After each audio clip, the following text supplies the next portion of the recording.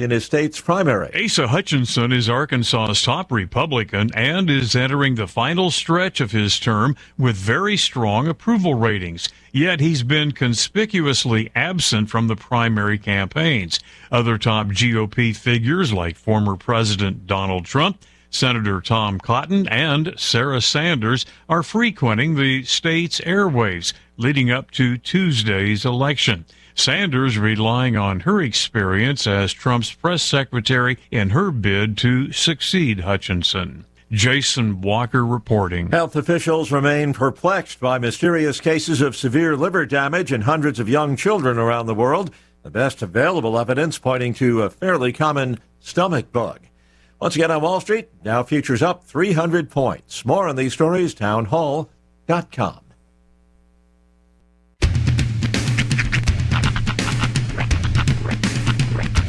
What in the wide, wide world of sports is going on here? I promise you, whatever scum did this, not one man on this force will rest for 1 minute until he's behind bars. Now let's grab a bite to eat. Yeah, come on. I feel the hot wind on my shoulder and the touch of a world that is older. I hit the switch and check the number. I leave it on and then I slumber. I hear the rhythm ringing through it. Flamenco guitar and cumbia music. I hear the talking of the DJ. The devil listen, what does he say? I'm on a Mexican radio. I'm on a Mexican radio. Broadcasting live from high atop the J.P. White Building in downtown Roswell, New Mexico. It's Mornings with Mike Winters on 106.5 Roswell's Talk FM. Is that what I sound like when I talk? Now, here's your host, Mike Winters.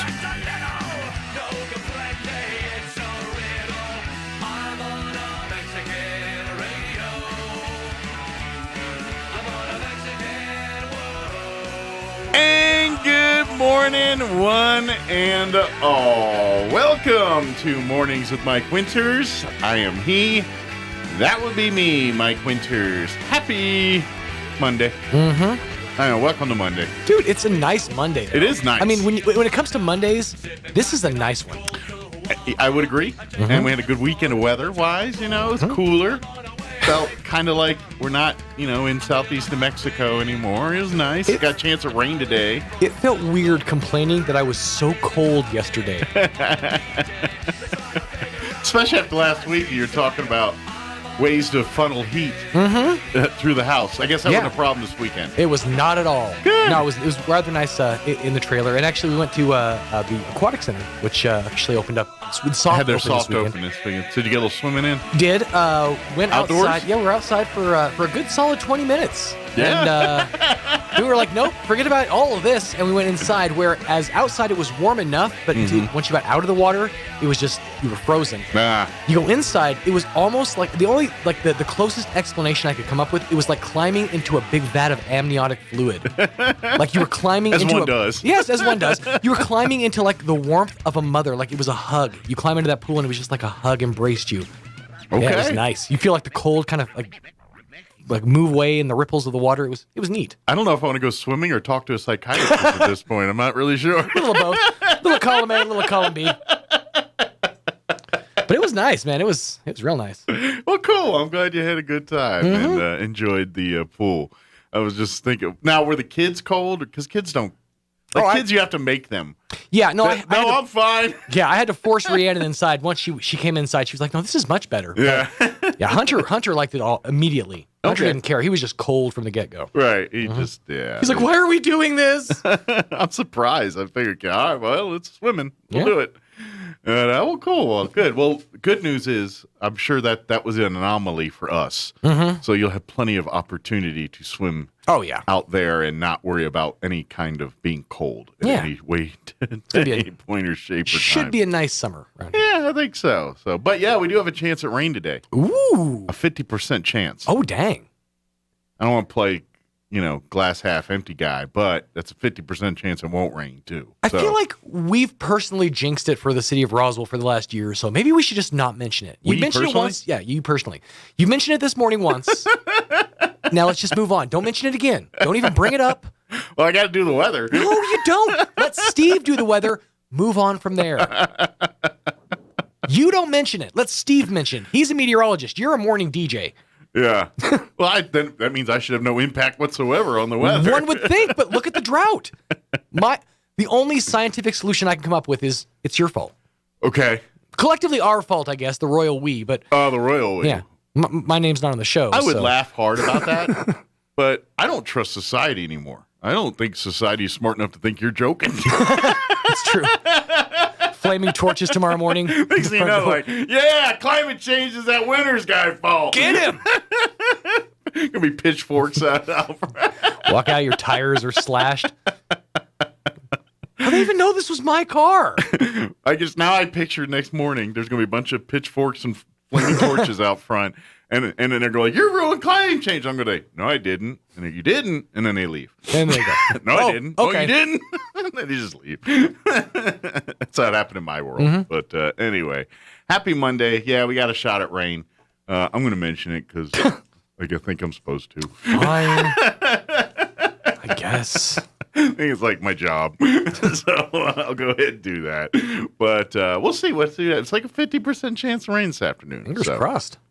We need the moisture. Boy, do we ever. I just wish we didn't get it all in one day. That's the problem. Mm-hmm. That's our problem in southeast New Mexico. It's like, we get like 8 inches a year. It all comes in one day. It's just, and we're done for the next 364 days. But that should be enough water, right? All at once? No, we need some sustained water. Because we know how to irrigate water real good around here. We're good at it. I can't help but think of last year when we had all those issues with the levees breaking because of all the extra rain that we were getting. Yeah. Well, see, they deal with it better back east because they have things called gutters and sewers and things like that. We had so much water then. Now we're so dry. Now it's just like we just make dirt piles in shapes of V's and we just make the water go down here and sit in a pole here till it goes away. But it works to some things. But we need to figure out how to do with our water supply or the water we get from the sky what I do with my paycheck, meaning make it stretch as far as we possibly can. Is there like a water version of ramen noodles? Well, maybe you need to teach class over there. I'm just thinking there's got to be a way to conserve water to the next paycheck or something. I'm trying to work it into my own world. I think we just need to get thousands of 50-gallon drums and just lay them in drum fields, and we just drum fields. Just collect it, and then we put lids on them and throw them in a warehouse somewhere. Exactly. I'm sure that'll be fine. Yeah, water keeps, right? Stays fine. I've seen canned water. You can buy it. Exactly. But anyway, happy Monday. We're solving 12 problems already this morning. So that's what we do. Let me give you the rundown for today's show. This hour here in just a little bit, Matt Bristol from Bristol Office. He's going to join us here and stops by once a month to give us sage legal advice, unlike the stuff we've been giving you for the last 10 minutes. Absolutely. Sage legal advice. And so we'll talk with Matt here in just a few. In the 8 o'clock hour, about 8:15, my guest actually moved to another day here. So I've got a little time to play an interview. So I'm going to play our interview we had with Tracy Fry from the Roswell Public Library on Friday.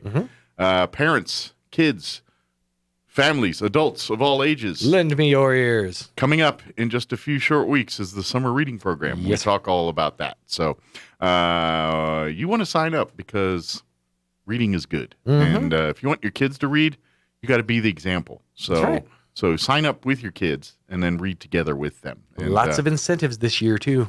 It's true. I could use a backpack. Yeah. Dude, I've been cards. saying for years I want to become backpack guy. I just can't ever bring myself to buy a backpack. Somebody gives me one, I'll be backpack guy again. He's always carrying free backpacks. Yeah, exactly. Look at the horrible backpack I have now. It's just a drawstring bag that I got from some event. I will say all his shoulder straps are strings. So get the man a real backpack. Right. Go for the summer reading program. There you go. You and the children go and sign up and read together. You can read books, some books to Hunter since he's not really of reading age yet. Mm-hmm. And next thing you know, you got a real backpack. Yeah, it's a competition. Look, Rhiannon, look what I got from my reading. There you go. Did you get a pencil topper? Good job. Good for you. That's how you keep your kids humble. Healthy competition. That's right. They always need to know that Dad might be a little better. Dress all complaints of Sean Falls Care of Mornings with Mike Winters right here. Hey, I'm a morning DJ. That's why you don't trust me for my parenting advice, all right? Yeah. Whose advice do you want? His or mine? One who doesn't have kids or this guy? Choose wisely, because trust me, it does not give me much benefit. Either way, I wouldn't feel too confident in your answers or your things there for either one of us. So Nor should you. Nor you should not, yes. So Tracy's going to join us. We'll talk Roswell Public Library, and we talked a lot about summer reading program and what's going on there. So paste la atención to that one. And then in the 9 o'clock hour, about 9:15, we're scheduled to have folks from the Chaves County Health Council join us. Of course, they've got the big health fair that's going to be in the summer here. Mm-hmm. But next month here in June is a deadline coming up for sponsors, things like that. So I think they want to get the word out about the sponsorships and all that good stuff. So we will talk with them here about 9:15 or so.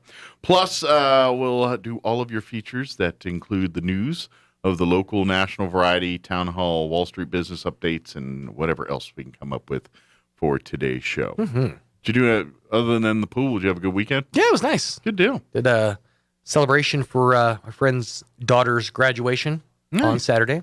That sounded confused. Yep, straight D honor roll, but she made it.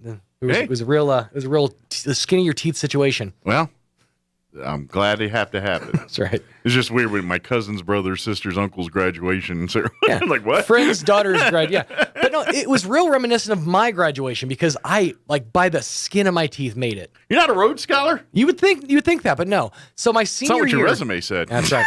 My senior year, I took full advantage of the fact that my house was within walking distance from the campus, and it was in a path that no security was ever around. So I would just walk off campus and go home for periods. I'd explain the D's. Mm-hmm. But hey, I made it. He did. Right?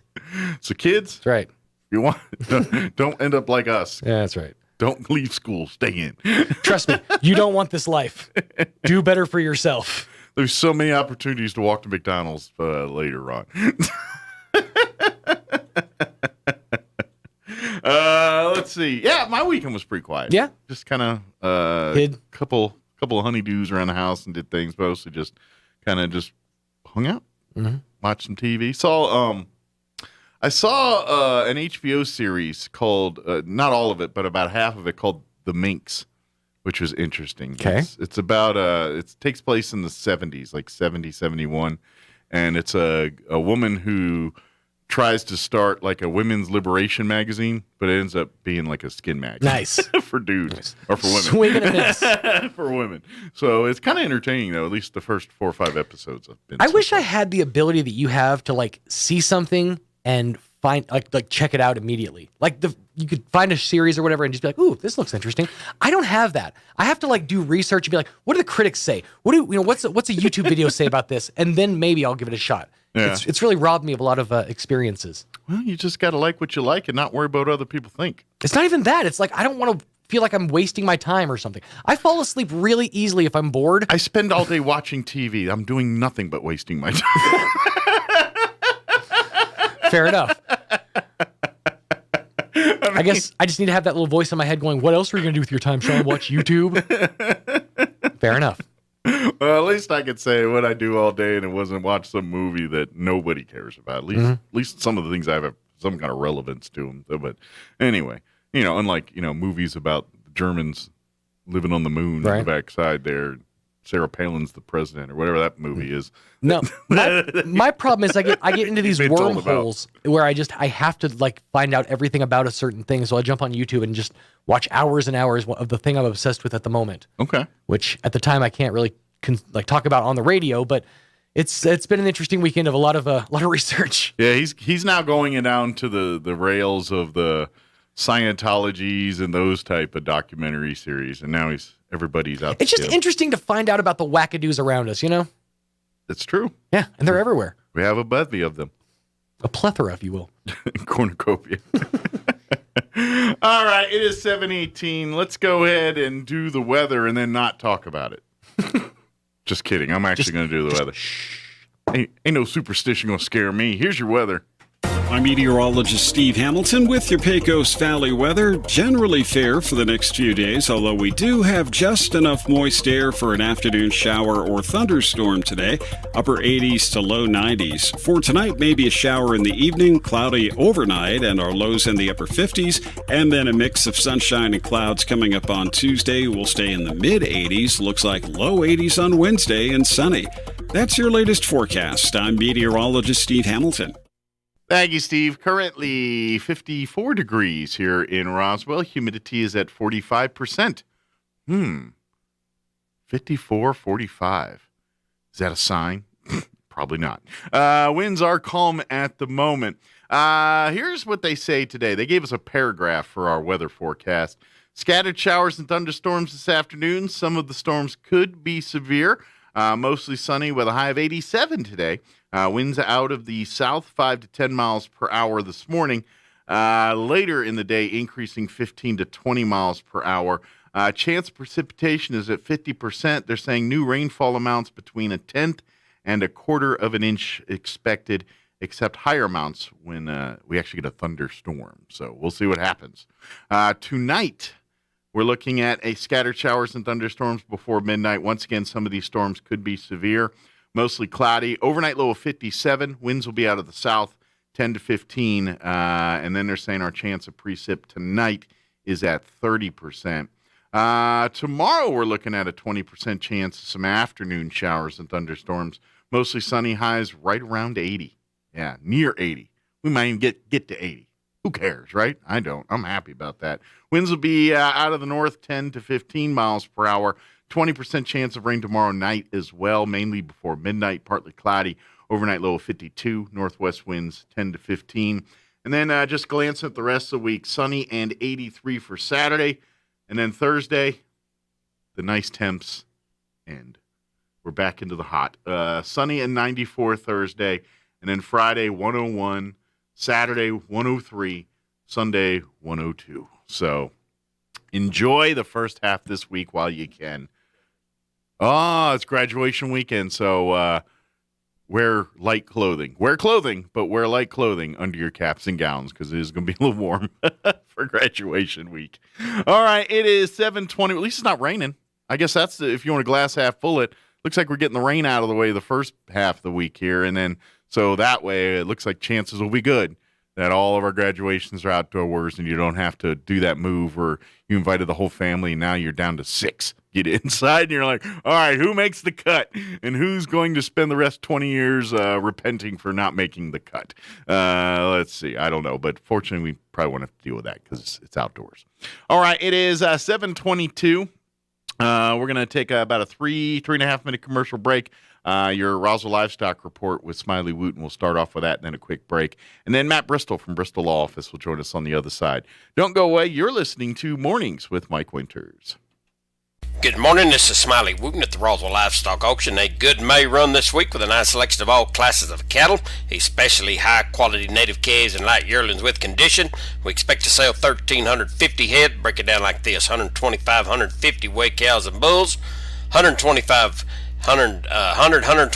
pairs and bred cows, 1,150 calves and yearlings. Today's sale will include 22 bred cows from the Rufus Choate Estate, Pie Town, New Mexico. Ex-quality black white-face Angus cross cows bred to Angus bulls. Cows 5 to 9 years old. 22 bred cows, Anderson Ranch, Pyote, Texas. Ex-quality black Angus and Brangus crosses. Cows bred to Angus bulls.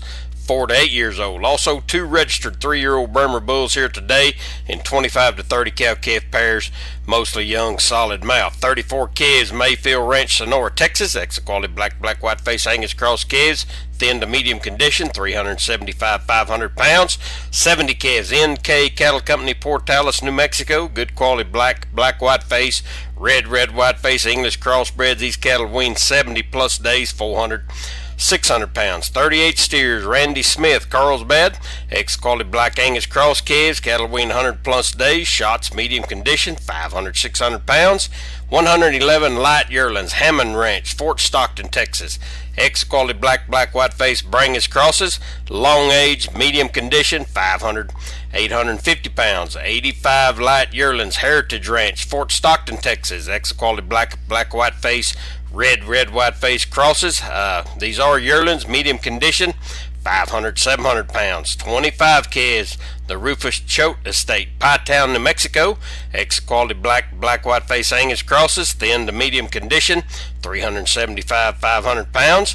37 calves, Mr. Rankin Lindsay, Membres, New Mexico. Ex-quality black white-face Angus crosses, thin to medium condition, 400, 550 pounds. And 28 calves and light yearlings, Kincaid Brothers, Pinon, New Mexico.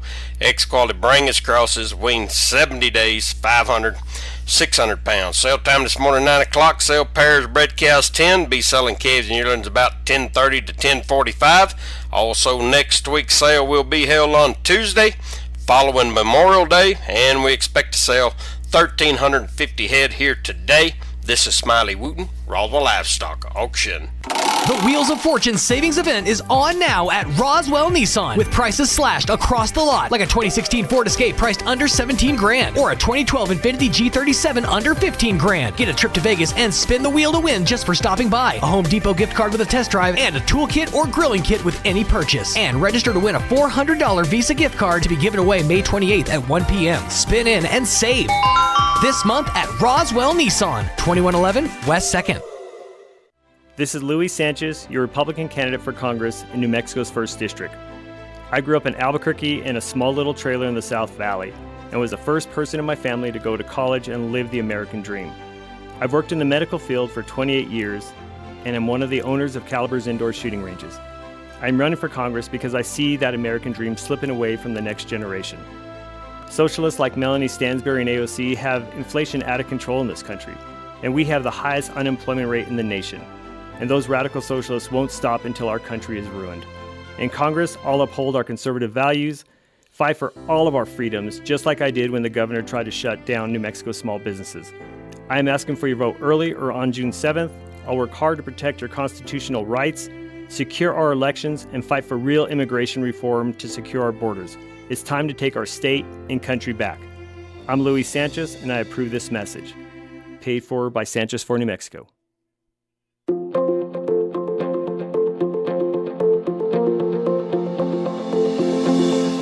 I read a quote once that said, "When you blame others, you give up your power to change." Hi, this is Pastor Troy and Julie Smitherman for The Joy of Marriage. We all want to play the victim at times. It even feels good to feel sorry for ourselves. But that puts a lid on our life. It stunts our growth, it damages our marriages, and if you have children, it can even hurt them. It can seem like a daunting task to take responsibility for our actions. But the Bible says in Philippians 4:13, we can do everything through Christ who gives us strength. If you've never experienced the love of God, then you don't know your true potential and don't realize how good God is. When you're feeling like a victim, turn to God. He'll give you the strength to move beyond yourself and help you have a victorious marriage. If you have any questions or would like further information about the Joy of Marriage Ministry, please go to jomconference.com. Here's a Mornings with Mike Winters fun fact. U-Haul is the world's largest advertiser in the Yellow Pages. Too bad millennials don't know what the Yellow Pages are. Here's Mike Winters. Or move. But anyway, it's 27 minutes. Phone book is. There you go. This is true. At least not a paper one. Yeah, for sure. Good morning. It is 7:27. Joining us in studio this morning from upstairs, actually, from Bristol Law Office, Matt Bristol back with us. Good morning. Morning, Mike. How are you doing? Doing great. How about yourself? Doing good. How was your weekend? Good, good. Like I said, it was nice with the weather change, and it was yeah. Sure, I know, like I said, they had the soft open for the pool and stuff. Probably not the most ideal weather for pool opening, but I don't think anybody's complaining. So. Oh, it was nice weather. It's got a lot of yard work done Saturday when it was cool. Temperature was good. Yeah, that's a good. That was a good reason to get out and do some stuff that you've been putting off. And you're like, oh, it's 100, or you didn't want to get up at 6:30 in the morning on Saturday to do it. So yep. So hopefully some got that. Not so much me, but For folks that aren't familiar, Matt joins us once a month and gives out sage legal advice. We'll talk anything from financial planning a little bit with, and not so much in like what your accountant would talk to you about, but what your lawyer would talk to you about. When it talks about what's the legalities of what you're doing, or if you're trying to set up something for like a lot of small business talk. If you're trying to do like LLCs and things, we do that too. We talk a lot about that kind of stuff. So Matt joins us once a month and usually gives a lot of times we try to talk timely stuff, depending on the time of the year and things like that. So, but we got more to talk about this time too. So. Yeah, usually we're the second Monday of each month, but we had some political stuff earlier this month. This is true. Kind of bumped me a little bit. Old politics get bumping us, so. That's all right. That's that. Well, at least we get to vote. We're lucky in that regard. This is true. This is very true. Some countries you don't get to vote. Or even, get the perception of voting sometimes. Yeah, that too. That too. But, and something, I think all of our conversations are always, kind of geared towards the family or small business, and hopefully we try to make it as information that usually at any given point in your life, you're probably going to deal with some of the things we talk about, whether it's earlier in your life or later in your life. But odds are pretty good you're going to have to deal with some of the stuff we talk about at some point. Yeah. It's amazing that this stuff just always comes in cycles, and sooner or later the wheel turns. That's for sure. Absolutely. And at least once a month, somebody comes in, and maybe it's the context of a divorce, maybe it's a bankruptcy, and the wife will say, "Well, those aren't my bills; those are his bills." When you're married, they aren't. That's right. So, once you're married, it's our bills. That's right. Regardless of who ran them up. Well, it's think of it this way. You get the positive and the negative there. So if you've got a spouse that's meticulous about paying bills, you get the benefit of the good credit rating and all that too. However, not so much, and you're both going down together. So you have to be really careful about that, about your spouse and the bills they run up, because you are liable. Those are your bills. And it's kind of like a business partnership, If Mike and Matt are in business together and Matt runs up all sorts of bills Mike didn't know about, then too bad. Yeah. Mike's liable. This is pick better partners. That's the rule there. Pick better partners, communicate, talk better. Yeah. Don't just too many people, they just dump the responsibility on one spouse. Sure. And that spouse may or may not be good with bill paying. Yeah, and I think and I'm not saying it's a bad thing, but if you don't trust who you're doing, then it could be a bad thing. I think for people that aren't necessarily good at these things, it can be a good thing that have someone that's kind of watching out for you and trying. But if you're not actively engaged in it and your partner screws up, then you know what I'm saying? You're just as liable as they are, because you, in essence, are putting too much trust into something that you should also be talking and having an interest in. So. Well, money's a really funny subject in our society, and we really don't talk about it very much. And unfortunately, that carries over to when people are contemplating marriage. They still don't talk about money when they should. And the things that can make or break a marriage are those types of things. And if you don't have a plan, or at least an understanding on how each other operates there, then you're setting yourself up for failure from the get-go. Yeah, and like my wife and I, we were very lucky. We talked about budgeting before we got married. We decided to have a household account that would pay household bills. And so how much would each one of us put in it, and what bills would that pay? But then we each had our own money. So if I wanted a new toy, then I would use my money, not the household money. Exactly, yeah. And that way I didn't have to call up and say, "Gee, honey, is there enough money in savings for me to get a new shotgun or whatever?" But people need to talk about their money. New Mexico's a community property state. There are only 8 community property states in the country. And we're one of them. And most of them in the Southwest. I think 1 or 2 states adopted it by statute. But a lot of states are moving towards the idea of community property. Is that one of the areas we're ahead of the curve on? It is. Weird. We're not ahead of the curve so much in New Mexico. Well, the English system, the English settled along the East Coast. In the English system, the husband owned everything. Gotcha. He owned the wife. He owned the kids. They were all his property. I got a feeling that that method of thought isn't going to fly too well these days. So. No, but so they had these weird ideas called dower and courtesy of the wife's interest in the husband's property, and we didn't study a whole lot of that in law school because I went to law school in a community property state in Texas. So the Texas community property laws are slightly different than New Mexico's. Sure. But in a community property state, once you're married, everything is everybody's. It's all owned 50-50. And I don't know, just in my head, that sounds like the way it should be. I mean, because that's in essence what you're creating when you create a marriage. You're creating a civil and spiritual union here, right. and with that comes a melding of each other, and that includes, all those vows and things you take. That's what all that means. You know what I mean? You you should pay attention to those, but really, if without a plan. You're making yourself really hard for all that stuff, and that's kind of why we're here, and why Matt's telling you, these are the little ingredients that are the difference between success and failure sometimes.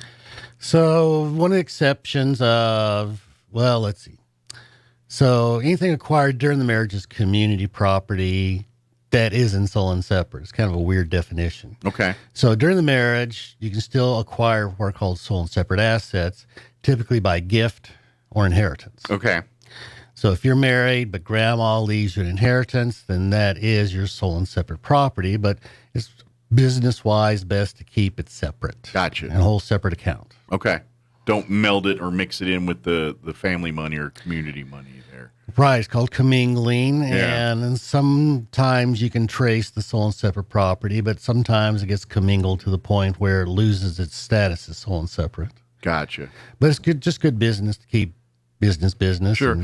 I would imagine, especially if you have a partnership with a spouse, that it's very much mine, yours. You know what I mean? If there's already that mindset in the marriage going in, that probably, you definitely want to make sure just in case things go south down the road here. So. And you can have a prenup. Mm-hmm. Do you do prenups, postnups? There's laws allowing you to do all these things. Right. So that's a good question. Can a husband and wife contract with each other? Yeah. Yes, that's correct. Yeah. Husband and wife can enter into contracts with each other. And one of those could be like a postnuptial agreement, or maybe it's a contract for a specific asset. So it could be a very limited or very broad. We're seeing some of that now with older folks who maybe the spouse is going to need to go into a nursing home. Gotcha. And you're worrying about losing your assets and things for long-term care, things like that. Yeah. So for some of the older folks, we're doing post-nuptial agreements that separates the assets 50-50 now, so that if one spouse does go into a nursing home, only that spouse's assets are spent for the nursing home, and the non-nursing home spouse's assets are protected. They get to keep those. They don't have to spend them down. Gotcha. I'm kind of curious. Would they use this for, like, say, or does that get into more LLC stuff where say one of the spouses is like, I want to start a business, blah, blah, blah, but they don't want to get the other spouse's credit and everything else involved with it. I mean, would they do agreements like through that, or is that all go under like an LLC or something when the person's trying to start a business? Well, I'm not sure. Ask that question. Like say you do like a postnup, or like you're talking about a contract or whatever. But say one of the spouses has an idea of wanting to start a business, the other one's not really on board with it. You could do a postnup on that. Would that fall in that area, or would that go into more like, oh no, you need to set up if you're going to do an LLC or whatever? How are you going to set up your business? No, that'd be a postnup. Okay, because what actually happened one time, a wife comes in and says, I can't believe my husband's on one of his wild hair brain schemes again, and he thinks he's going to make all this money, and he never works, and I don't want to have anything to do with it. How do I stay out of that? And I said, well, it's like a postnup. She goes, well, he's going to do an LLC. I said, well, anything created during the marriage is still community property. Gotcha. So you got to have the postnup. So you're still on the hook for it, even if you want nothing to do with it. Right. You're still on the hook for it. Unless you do a postnup. Unless you do a postnup. Okay. That's where I was kind of wondering if that fell under that, or that fell under more of the business protections and things like that. But then sometimes we see that with real estate. Okay. If Mike gets an inheritance and wants to buy, a hunking big house with the inheritance, Then Mike has wife sign a sole and separate property agreement that the house is Mike's sole and separate because it was purchased with Mike's inheritance. Gotcha. So if Mike defaults on it, she won't get dinged for the credit issues and things that come with that. That, and she would not necessarily inherit it all. Gotcha. So if it's a big success, she ain't getting none either unless Mike decides, I changed your mind. You can have it now. Yeah. Gotcha. I talk Mike third person in that case, because I don't have nothing like that. And Kim would be right there with you. That's right. She would be right with me, either yelling at me or right there side by side. Either way, but the so inheritance, if you die without a will, okay, so the state says who gets your stuff if you die without a will. So, but even if there's a second marriage, and wife has a whole bunch of sole and separate property she came into the second marriage with. But if wife dies without a will, husband still gets 1/4 of her sole and separate estate. Interesting. And 3/4 goes to her children. Gotcha. Does not all go to her children. So if you want your kids to get it all, you need to have a will. Yep. State as such. Written will. Of course, I guess if you don't mind your husband getting some, or spouse there, then you're okay. But most people want to know or want to dictate exactly where that money goes. They don't want a government or someone else making that decision for them. So that's right. Why you get your wills, and that's why you make sure they're updated. I'm not saying every other week go in there and change it, but if you haven't done one in 20 years or it's 20 years old, maybe you need to update that will a little bit to reflect your current situation. And sometimes it just takes a small amendment or a codicil, a little change here, a little change there. Don't always have to reinvent the wheel. Sure. But anytime, say, you have a kid or, a new addition to the family, or obviously if you divorce, remarry, these are issues that definitely want you looking at your wills and things like that. But you also may have gotten more assets since the last time you've done that will, and is that covered as well? And that's where you need to make sure you're up on top of that stuff pretty regularly. Yeah, maybe so. I had a couple come in, and this was a second marriage for them both, and they had their each of them had children from prior marriages who were older, late teens, early 20s.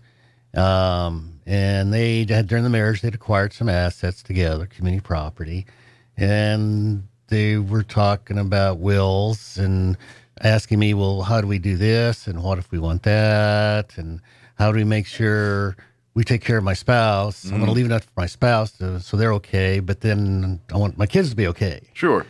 And so how do they do that kind of thing? And so we talked. I said, okay, you got some retirement accounts? Yeah. Well, so you can divide those up any way you want. Mm-hmm.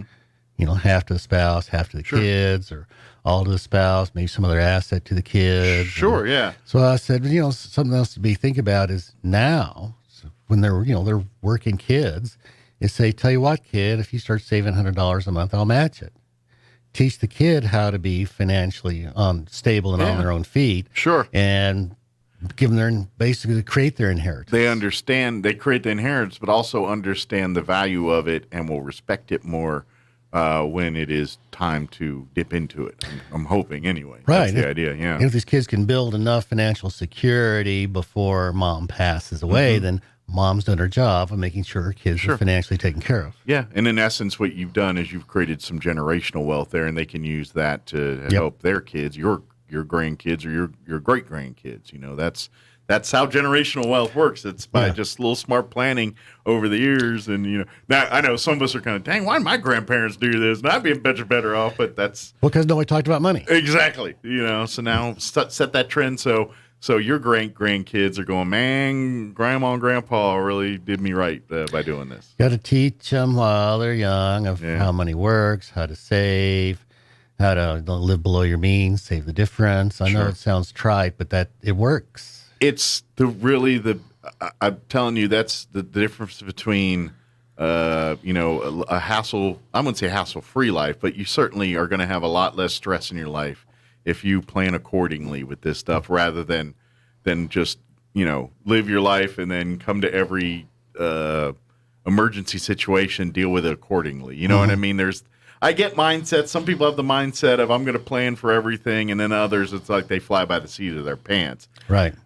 I'm not a fan of either extreme. I don't want the one that's meticulously planning the next time I breathe or go to the bathroom or anything like that.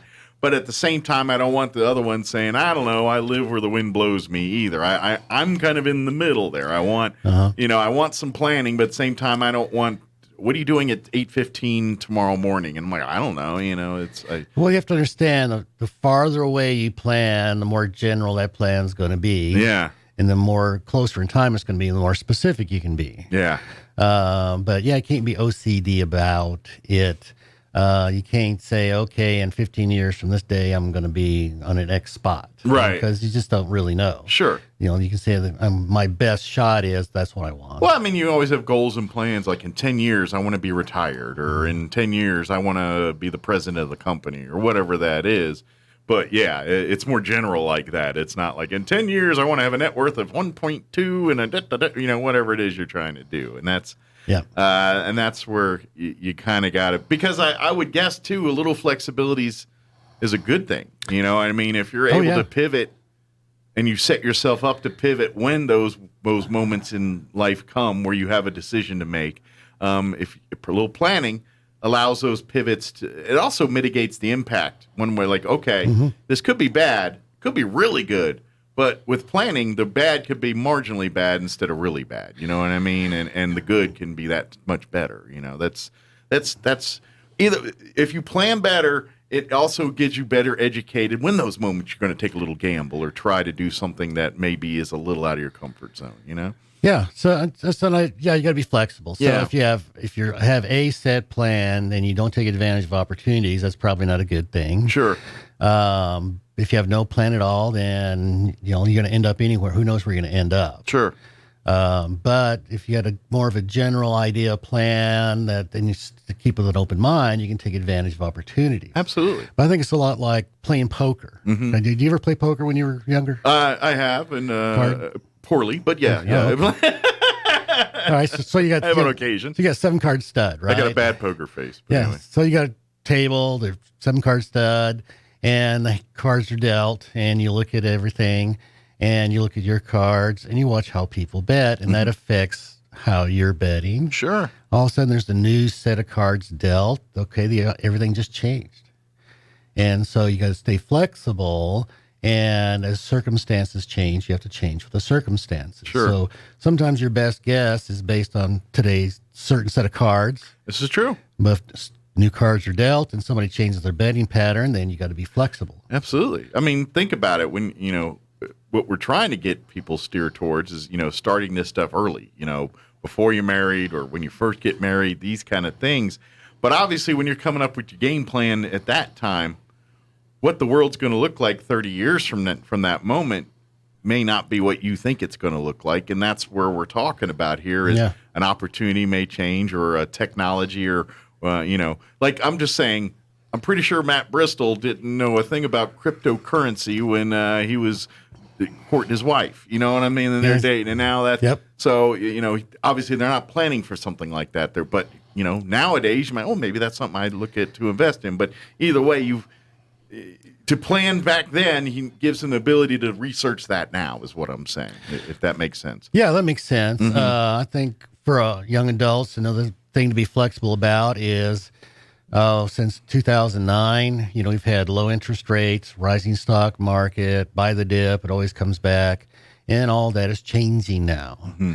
The stock market is changing how it's going to behave. The interest rates are changing. Inflation's changing. The supply chain issues are affecting all of that. Big time, yeah. A lot of dominoes going down that we don't know where they're going to end up. Sure. So, stay flexible with your plan, and things aren't going to be the way they were the last few years. Absolutely. And that's really the best or most sage advice you can give someone when it comes to financial or family, legal planning, things like that is when times get volatile and things like that, have that plan. Talk to in case of like your LLCs or any of these things, talk to your lawyer, or if you don't have one, Matt, be happy to talk to you about these things. But that's that, stay in contact with that. And same thing with your financial planners. That when it's volatile like this, you need to, be in touch with the guy that you're doing your mutual funds or whatever, whatever your 401k, whatever you got that set up through. Matt's a lawyer. That's not his job here per se, but I mean, he deals with a lot of those same things, but those are the people you need to talk to about that. And so using that expert advice when you're unsure, or maybe you want to do something, but you need to decide, am I talking myself into something dumb here, or no, this is a legit opportunity. That's why you talk to the experts. That's why, when you have a legal issue like that, you call Matt Bristol up and say, is this something I'm okay with, or do I need to do a little bit more planning? And Matt will give you the same thing with your financial planning person. They'll do the same thing for you. It's cheaper to ask up front than try to fix it on the back end. It's just so much cheaper to. And unfortunately, finances is a world where we think we know a bunch, or we want to pretend we know a bunch, because I still feel there's that stigma. Like, if you act like you don't know what you're talking about, people think less of you. You know what I mean? It's just like once we hit adults, like, we're supposed to automatically know some of this stuff. And unless your parents worked with you or you had someone in your life that did that, you're not going to learn it through osmosis. You've got to be exposed to it and do it. So don't be embarrassed by that stuff. Ask those questions. Learn those. The person that goes in and asks the questions and learns it, and then learns it late, is going to be way more successful than the person that just tries to wing it. I guarantee you that. Absolutely. Yeah. Absolutely. Yeah. Yeah. That's proper planning prevents poor performance. That's what we used to say in the Scouts. The 6 Ps. And quite frankly, if the more you did that, I hate to do this, but it might be a lot less work for Matt in the long run, because he spends probably more time cleaning up these messes than he does, dealing with issues when those messes weren't created in the first place. You know what I'm saying? Well, and I enjoy when people say, hey, make an appointment. I'm thinking about going and buying a condo with my boyfriend. And it's like, why? Well, it's a good investment. Okay, that's fine, but you're not boyfriend, you're not married, and what's the exit plan? He says, well, what do you mean exit plan? Okay, so boyfriend's mom lives in North Dakota, gets suddenly critically ill, and he says, I need to go stay with mom. So it's nobody's fault, but he's leaving. Sure. Hello, he's not going to be paying his half the condo anymore. Yeah. So you always got to have an out, even if it's nobody's fault. Especially with a boyfriend or a girlfriend who you do not share expenses with, and things like we were just talking about the common law things and all of that. And by the way, then you're getting into other legal partnerships and things like that you're going to have to enter, because there's no other contractual obligation to each other there, so yeah, that's you're setting yourself up for failure before you even started by doing that. Yeah. So I understand people live together who don't necessarily get married, but if you're not married, you have absolutely no right of inheritance. Not in this state. Yeah. There's no. So when people say common law marriage, that's short for English common law. Gotcha. And so since we're Spanish law community property, we don't have common law marriages here. Gotcha. But if you're not married, you have absolutely no right of inheritance. There's no financial security there. You're not going to get half the assets. You're not automatically entitled to jack. Yeah. You're really selling yourself out for this, and you don't need to. So if you do something like that, make sure that, you're a beneficiary in life insurance, a beneficiary in retirement account, or, get the paperwork done. And this isn't about an emotional thing, because I know the first thing, but I love the boyfriend, girlfriend, that we're never leaving. I'll say never. Yeah, you're saying that today, but ask every single couple that gets married and asking if they were going to get divorced in 5 years, 10 years, 2 years, whatever it is. And all of them are going to say the same thing you just said. It's like, that's not a reliable answer. I'm sorry. At least with a marriage, you have a contractual obligation. So there is a bit more entanglement and there's a bit more security there. Whereas boyfriend, girlfriend, you're one argument away from never seeing that person again. You know what I mean? And that's how it works. So, and there's no strings, and legally anyway. Yeah.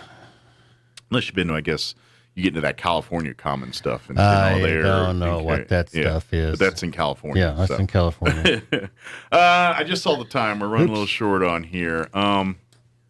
Is there anything we definitely wanted to get in there that we didn't get a chance to talk about? And we also want to do a little fact or fiction, too. Oh, well, there's all sorts of stuff, but we can use it next time. Maybe some of your listeners can, on the website, ask questions for the next time. Yeah, let's do that. If you know what, and I'll remind you as we get closer to Matt here. But if you think about it, shoot me an email. The links there on the website, mike.winters@pvbcradio.com. I know it's a lot to remember, but shoot an email if you have any questions of anything we're talking about. Say, hey, I heard you and Matt talking. I'd love to ask about this, and we'll get it to Matt, and we'll have some answers for you next time. Awesomeness. So we could definitely do that. Yes. Got time for a fact or fiction for us? Sure. So there's a Greek word, synchronicity, and so the prefix syn means with, like synchronized with. Okay. And then kinesis is where we get the word kinetic, like kinetic energy. Yes. It means there's something's moving, like you throw a rock. Constant movement, isn't it? Kinetic, or I don't remember the whole word. So, but it's, if you get hit by a car, you're going to get hit with kinetic energy. Whack. You'll learn what kinetic energy is. So what's the Latinized word that's the equivalent of it? And the word is emotion. Interesting. So the Greek word is with motion. The Latin version is with emotion. How do you like Downtown? I saw the movie this weekend. It was very moving. Interesting. So both words have that idea of not that it's a static feeling, but emotions are actually moving. They're kinetic. They're flowing. I wonder, and I'm sure I'm being dumb here, but when I say like emotion, I start to think of like our internet stuff and like emails. Now I'm wondering if there is a Latin base there for. I know most of us think electronic mail, but now I'm wondering, is it, or was it? Maybe it's something in motion. Maybe there's a Latin base here that we're not. I don't know. I don't know, but it's interesting that both languages, in the root, that the emotions have a motion to them. Yeah, it's not a static thing. Interesting.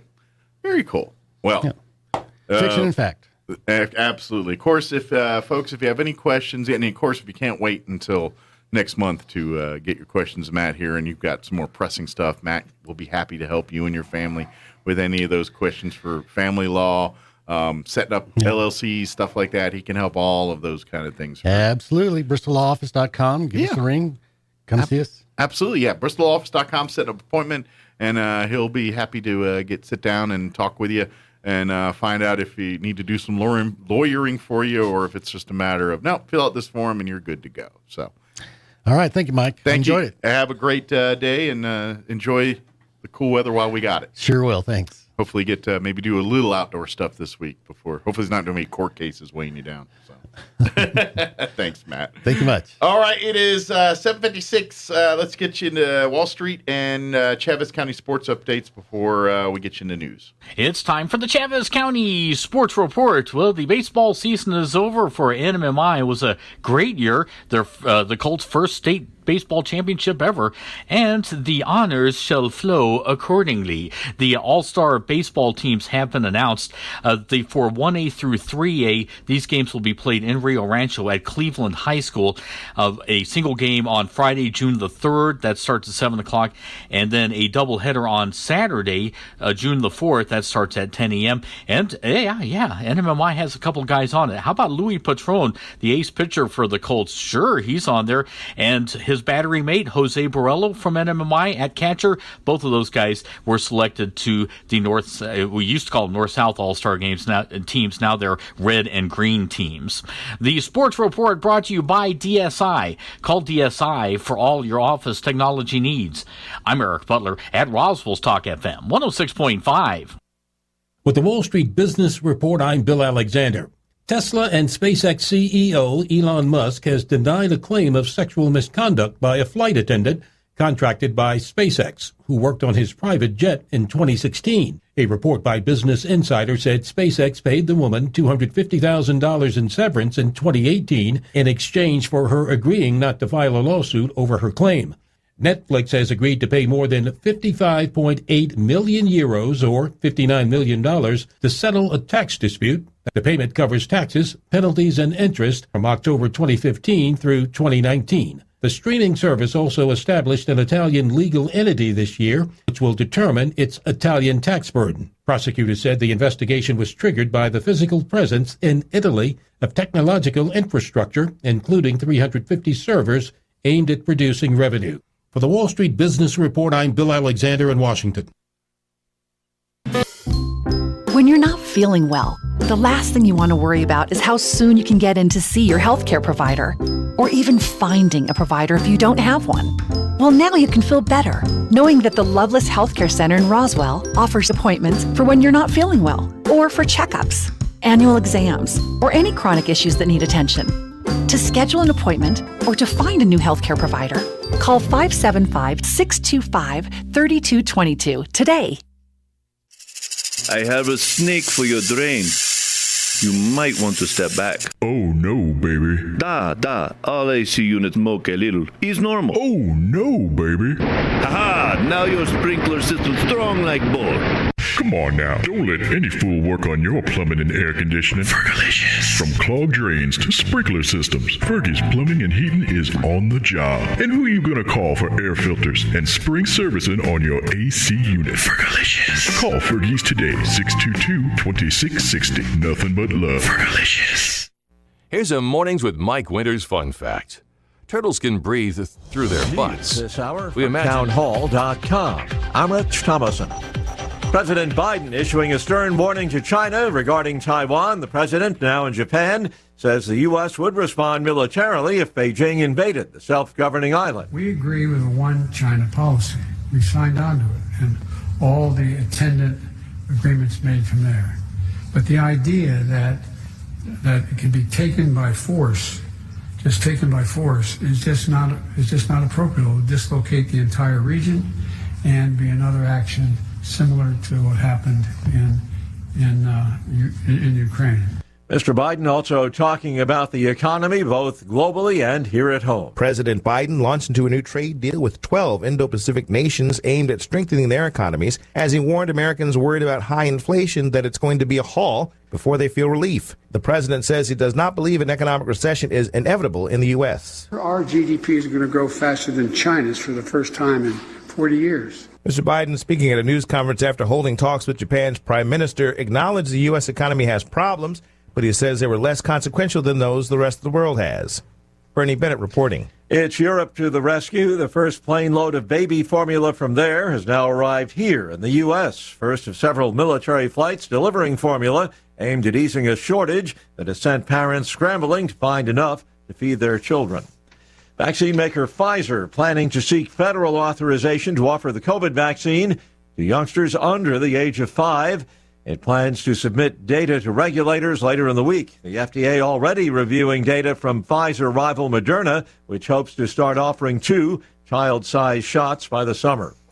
On Wall Street right now, stocks have turned mixed. The Dow is up 273 points, while the Nasdaq is down 15. More on these stories at townhall.com. When was the last time you watched your home movies? Do you have a VCR anymore? What about a film projector? With technology constantly changing, most families don't have a way to enjoy their recorded memories, trapped on VHS, camcorder tapes, film reels, and photos. That's why we created Legacy Box over a decade ago. Legacy Box is an affordable mailed-in kit to have your aging media digitized to DVD, thumb drive, or the cloud. Our trained technicians digitize everything by hand right here in the U.S. Imagine being able to easily relive weddings, graduations, baby's first steps, and more. Get started future-proofing your memories today so you can gather the whole family together and begin the trip down memory lane. Plus, for a limited time, we're offering 40% off. Visit legacybox.com/lbox to get an exclusive 40% off. Buy today to take advantage of this incredible offer and send in when you're ready. Go to legacybox.com/lbox to save 40% off. legacybox.com/lbox. It's a life sentence for 21-year-old Russian soldier Vadim Shishimarin, tried for war crimes in Ukraine, the fatal shooting of an unarmed Ukrainian civilian. The court heard how Shishimarin was pressured by his comrades to open fire on the 62-year-old. He claimed he did so because he was scared. He said he was repentful for what he did, and the court heard that he had cooperated with the investigation. But they didn't find that sincere enough to form any kind of mitigation in sentencing. The judges said that international laws exist to keep people safe in times of war, as safe as possible, but nevertheless the judges stood up and gave a guilty verdict, sentencing Shishimarin to life in prison. The BBC's James Waterhouse. Health officials perplexed by mysterious cases of severe liver damage in hundreds of young children worldwide. Best available evidence pointing to a fairly common stomach bug. Townhall.com. The PGA Championship decided in a playoff for the first time in 11 years. Justin Thomas has posted a record equaling come-from-behind victory at the PGA Championship, erasing a 7-shot deficit at the start of the day. Thomas fired a closing 67 to tie Will Zalatoris at 5 under after regulation play, and then the 29-year-old won a 3-hole decider with a 2 under par total. I was very calm in the playoff. I was calm the last couple holes. I felt like I could do what I wanted to do, which is really all I could ask for. Chilean Mito Pereira led by 1 on the last hole, but blew his chances of winning with a double bogey 6 to fall back into a tie for third. It was a second major title for Thomas and his 15th career win on tour. I'm Graham Agars. Watching Wall Street, the Dow up 269 points, while the NASDAQ 36 points in the red. More on these stories at townhall.com.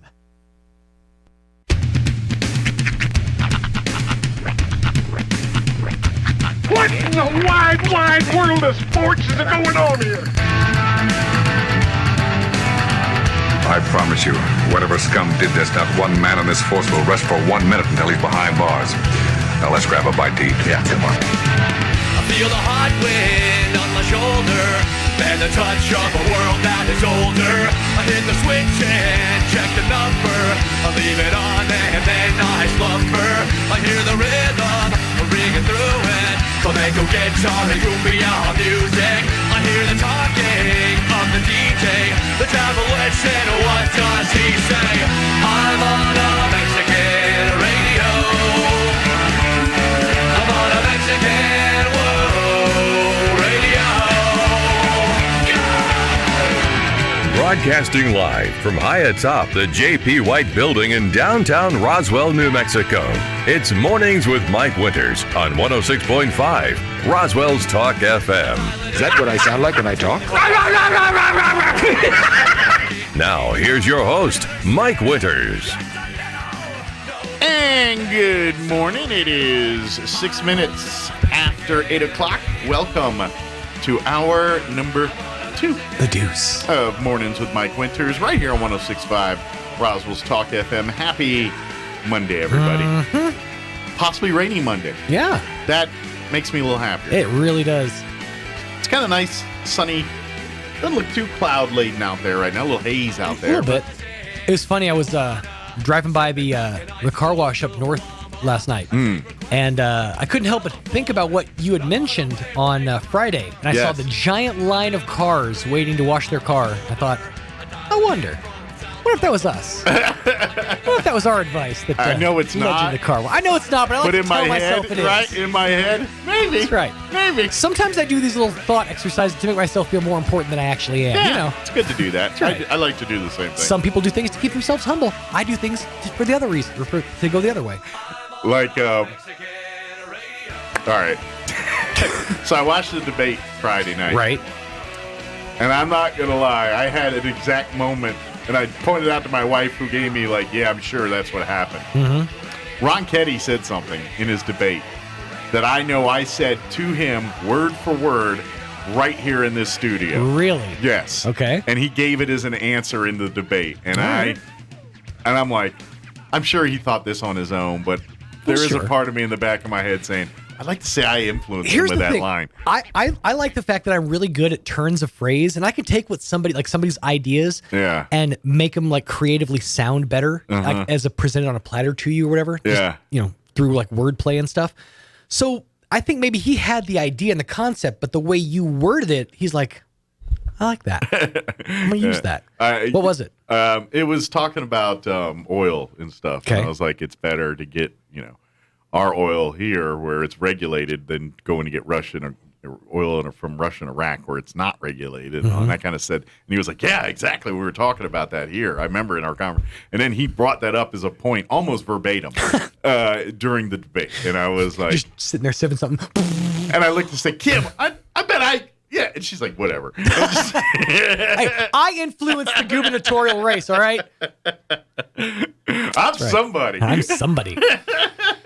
It's just what we do to make ourselves feel, important sometimes. So it's funny you said that. I was like, well, it's like I kind of did that Friday. I hate when my friends point out who I am to like at parties and stuff. Like, that's Sean. He's famous. Yeah, I do that. But at the same time, I'm real quick to be like, is now the best time to buy your next new. I'm real quick to slip into radio voice when I want the accolades. But I hate when my friends do it.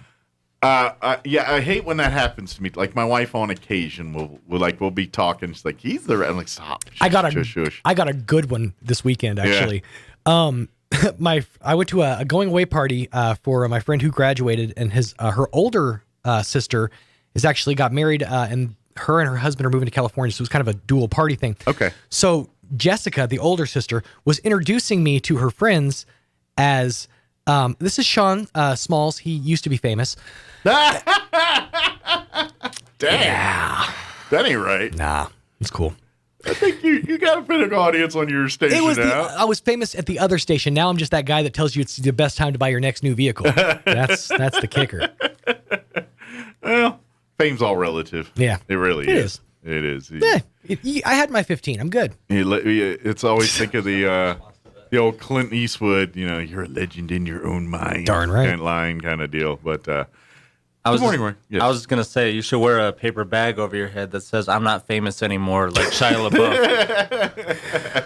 There's actually... I always recommend you do a lot of things like Shia LaBeouf. It always ends up really well when he does it. What would be great is getting a shirt that says used to be famous. That would be good. See, I could see myself doing something like that. Yeah.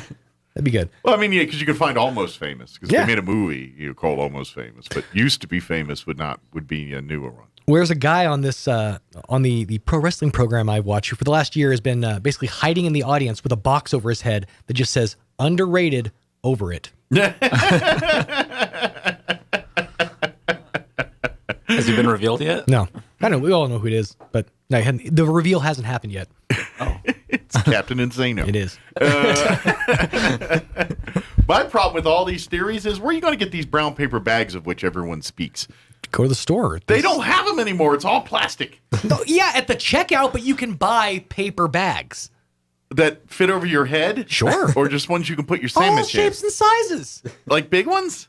Big ones, small ones, some as big as your head? I've seen lunch-size bags. Sure. For a sack lunch. Mm-hmm. But not fit your big head in it bag size. That's why you got to go to Paper Bag Depot. Paper Bag Depot. Paper Bag Depot. Home of all paper bags in all shapes and sizes. Brown paper, black paper. Maybe Hobby paper. Lobby? Any bag will do.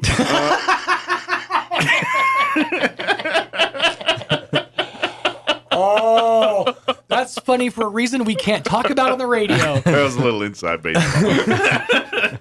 I'm trying to think of any line from that commercial I can even utter. There's not one. No, there's not one.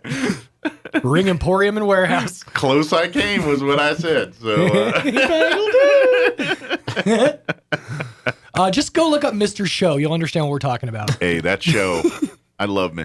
You know what? If you want a fun weekend of obscure 90s situation comedy, sketch comedy, just watch all of The State and then Mr. Show with Bob and Dave. And then you're good to go. Those are the best two shows. The State is probably one of the most underrated sketch comedy troupe shows on the planet. I love that one. The State pretty much launched the entirety of the cast of Reno 911. Pretty much. Yeah. Yeah, pretty much. Robert Ben Garant, Thomas Lennon, Kerry Kinney, they all came from Reno 911 or from the State. Yeah. And to be honest, Odenkirk and all them, Mr. Show kind of one reason they were household names. Yeah. I know we know Bob Odenkirk now, and we think mostly Better Call Saul and that, but he was a very comedic actor in the 90s and things. He wasn't known for doing drama, serious stuff like he more is now. But, but him and, now, of course, what's his nuts? The other guy. David Cross? David Cross. Thank you, David. I couldn't remember David Cross's I name. wasn't sure which one we were talking about. Yeah. He's always been comedic, and he kind of went dark with his comedy He did. Afterwards. But those two, they had some of the funniest. And matter of fact, I think there's a couple people in the lexicon of Mr. Show that are now famous too. It's true. Yeah. Like, if you look at some of the characters, I have to go back and watch them. But there's some of those guys, either they're probably all writers for, like, some of these shows we're talking about, or they go on to be comics there. Because I want to say, wasn't that one guy that's like on Big Bang Theory, the big tall dude? He was Brian Posehn. Yeah, he comes from that Let world. me I see. think. I'm pulling up Mr. Show cast. I wouldn't be shocked to find a Bob and Brian Posehn is actually, you're right. I was like, he came from that Paul show. F. Tompkins. Yeah. Jay Johnston, who you wouldn't really know the name of, but you'd recognize if I showed you the face. Right. Tom Kenny, as I mentioned. Scott Ackerman. Yeah. Let's see. Sarah Silverman was on there. Janine Garofalo. Jack Black, really. Ben Stiller. I'm guessing this was after, when he was already sort of famous. Marlon Wayans was on there. Yeah, these when they were big. Marlon Wayans, just as one name as KKK member. As Marlon Wayans. Right. So, you have to know who that's awesome. Marlon Wayans is to find that even more funny. But, that's very Clayton Bigsby-esque. But yeah, those are, to be honest, those are the ones I really loved, in the 90s era was The State and Mr. Show. Those are my two favorite. And if we want to get specific, in The State, the whole bit where they're having a family over for dinner and they're serving them Muppet. And it's like, what's this delicious meal? It's Muppet. That's one of my favorite bits from there. And she goes, y'all ready for dessert? Yeah. What comes after A, B, C? And then a Muppet pops out going, D, E, F, and blam! Dessert's ready. Dessert is served. That's dark. That one's my favorite. And the one where they're all the Justice League.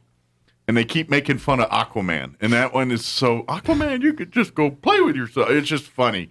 The whole bit where they're all poo-pooing Aquaman's abilities. And that was done before it was popular. If you think about it, though, before Jason Momoa was Aquaman and put some respect on Aquaman's name, Aquaman was a joke. Yeah, but that's one of the funny bits. Turquoise top, orange tights, or orange, I guess, codpiece, and then it was a joke character. And then hey, man, he could drown the whole world if he wanted to. And then there's the one with no beards and outer space kind of thing. That's a good little bit from The State, too. It's like, but I'm not wearing. Yes, you are. No, you're not. God, I'm gonna have to go back and rewatch The State. That's one that I slept on too. Yeah, it's a great. That's a great one. And there was a whole running gag for one episode where you couldn't say you want to kill the president, and anybody said, it's illegal to say it. Then next thing you know, Secret Service come in and dragged him off stage, and it happened like 12 times during the course of that one episode. It's just that's what I loved that show. They would intertwine bits, right? And obviously, Mr. Show did that too. I've only ever seen this done on SNL one time. Really? Where they reference a joke from earlier in the show, later in the show. And the bit was, it was the closet organizer. Okay. It was, I can't remember I think it was John Malkovich was the host. Okay. Because it was the one they did the documentary on, where they actually did the behind the scenes filming or whatever. Okay. And they pointed out this is like one of the only times this has ever happened in SNL. It was the closet organizer was this dude in like a one-piece suit that like you just throw things at him and he would just like catch them and put them in different parts of the closet. So then later there's a scene in a bar and this guy's just like sitting in the bar. He goes, "Hey, you look familiar. You're the closet organizer guy." Like, shoes, water. Yeah, so it was like the only time they've ever referenced a bit before or earlier in the show, later in the show. See, I love referencing bits. I'm all for it. That's a pay tribute to your fans. Yeah. I think I love that. The ones who actually pay attention. Callback humor's the best. Yeah. So we're running time so I can get an interview going, but just curious, you mentioned SNL with Pete Davidson saying he's done, and what's her name also? This was her last show too. McKinnon. Yeah, Kate McKinnon. Yeah, and I think one other too. That's out there that's done. So, any thoughts? Do you care one way or another? I honestly not really. I mean, don't either. McKinnon. I think she has a lot of future ahead of her. I think Davidson's just going to continue doing what he's doing. And that's just being weird. Yeah.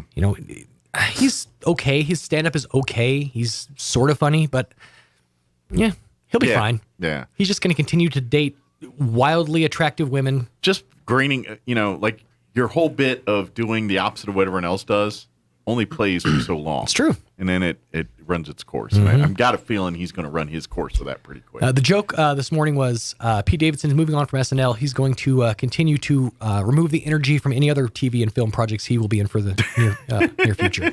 It's pretty depressing for a comedian. I know comedians, that's where the comedy comes from and all that, but I don't know. His doesn't seem to translate to me. It's like every time you're either like, man, that dude's crazy, or like, I'm just waiting for the train wreck to happen there. You know what bugs I mean? me about Pete Davidson is he's basically that character he plays on SNL where like women throw themselves at him. He goes, okay. I hate that about him. Yeah. He's so nonchalant. Yeah. I'm out here trying so hard. Yeah. You don't know what you got till it's gone. That's right. I keep seeing him Talk to Cinderella. They'll tell you all about that. I keep seeing him in H&M commercials. all the time. H&M, the underpants people? Yeah. Really? Or like, suits. I guess. Okay. Like, that makes sense. I see Smart Water commercials with him. That's I just don't want to picture him in his underwear. All those Why do I tattoos. want to dress like Pete Davidson? In all fairness. Because he looks super comfortable. Admittedly, he does look like he walks around in the most comfortable pajamas all day long. Exactly. Because if any of us wore pajamas around all day like he did, we would be, homeless and jobless and everything else. So it is 8:19. Let us play the weather. I'm meteorologist Steve Hamilton with your Pecos Valley weather. Generally fair for the next few days, although we do have just enough moist air for an afternoon shower or thunderstorm today. Upper 80s to low 90s. For tonight, maybe a shower in the evening, cloudy overnight, and our lows in the upper 50s. And then a mix of sunshine and clouds coming up on Tuesday. We'll stay in the mid 80s. Looks like low 80s on Wednesday and sunny. That's your latest forecast. I'm meteorologist Steve Hamilton. Thank you, Steve. Currently 61 degrees here in Roswell. Humidity is at 44% with winds out of the northeast at 6 miles per hour. We do have that 50% chance of rain today. Cooler, 87 for a high today. Matter of fact, we're going to be cooler to the next couple days till about Thursday. Then we're going to be back up near the century mark then. All right, let's take a quick break. And then on the other side, we're going to play our interview we had Friday with Tracy Fry from the Roswell Public Library, talking all about summer reading program, which is just around the corner. So stay tuned. We're going to have that interview for you next. This July, Roswell becomes Ground Zero.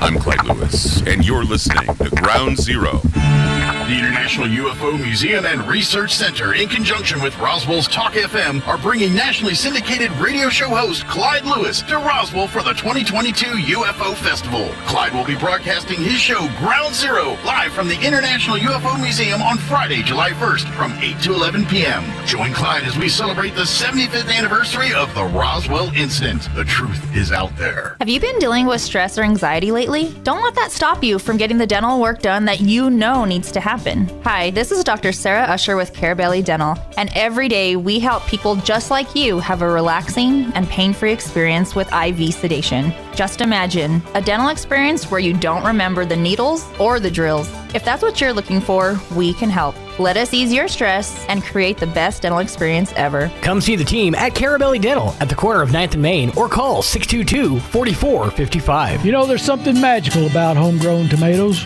Watching the plants grow, seeing the blooms pop, and then picking a big, ripe tomato and slicing it up on a sandwich. Hi, this is Jim Gill. Here at Roswell Seed Company, we have some of the prettiest tomato plants that we've ever seen, just waiting for you to make the magic happen. We have some good-looking pepper plants, too, and the geraniums will be coming along soon. So you say tomato, and I'll say tomato. Come and get your plants at Roswell Seed. No, I'm not going to say tomato. Nobody around here says tomato. When it comes to the security of your home or business, you want a local company, one that has a personal investment right here in Southeast New Mexico. Zenith Security Services is your local Honeywell dealer. Zenith can handle all of your business and residential alarms, cameras, and IT services, as well as home theater installations, all from a local company. The Spring Starter Package is now available at Zenith Security Services for your home or business. Call the real Zenith Security Services today, 575-626-3521. Zenith Security Services, protection with a local At touch. LeGrand Funeral Chapel, we believe that every funeral should be a reflection of the life it honors. The joys, the triumphs, the faith, the family, and so much more. For us, no detail is too small, no request too big. This is Rosa Aguilar. When the time comes to choose a funeral home, we hope you'll let us serve your family. At LeGrand Funeral Chapel and Crematory, we make it personal. Here's a Mornings with Mike Winters fun fact. Alaska is the only state name that can be typed on one row of keys. Go ahead and try typing the other 49 states. We'll wait. Here's Mike Winters. This morning, Tracy Fry back with us from the Roswell Public Library. Good morning. Good morning. How are you today? Good. How about you? Good, good. Ready for summer? I think so. I know a lot of families think summer, it's like, oh, time for vacation and downtime and all that. Library looks at it the opposite way. It's like, oh, gets to our busy season here Yes, is that's the summer. Busiest. Yeah. Yes. So, which is a good thing. We want it to be busy because now that kids are going to be off school here pretty soon, and families are going to be spending some more time doing vacations and time together doing stuff. Right. The Roswell Public Library can be a partner with a lot of that stuff. Of course, the big thing is the summer reading program. That is probably one of the biggest projects that the Roswell Public Library does every year. Yes. They got so many, but this is probably the as far as the scale, most people involved and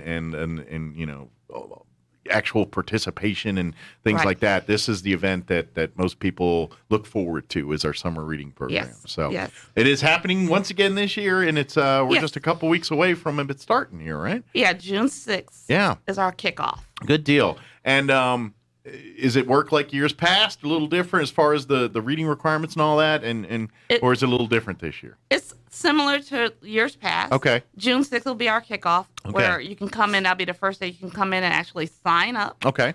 And children who sign up will get a backpack like they did prior years. Just like they've done in years past. And also they can sign up for activities that will be happening throughout the summer during the 6-week program. Yeah, there's going to be various, and so when you do sign up for the summer reading program, make sure you get a calendar. Yes. And that's probably the best way. I know they're going to keep announcing and everything on social media and on Facebook, Instagram, but if you have that calendar, that way you can put it on the fridge, you can plan ahead and be like, all right, family's on vacation this week, but we can do the events this week and things like that, and it allows you to do that. Right. Because it really is, there's stuff going on at least every week, I think, about, if not almost every day there's stuff, but definitely every week there's events and things happening. Yes. So you kind of want to keep that calendar handy because there's going to be a lot of stuff. And some things you're going to be into, some you're not, but this gives you a chance to kind of pick and choose those things you want you and your family to have some fun with and participate in. Yes.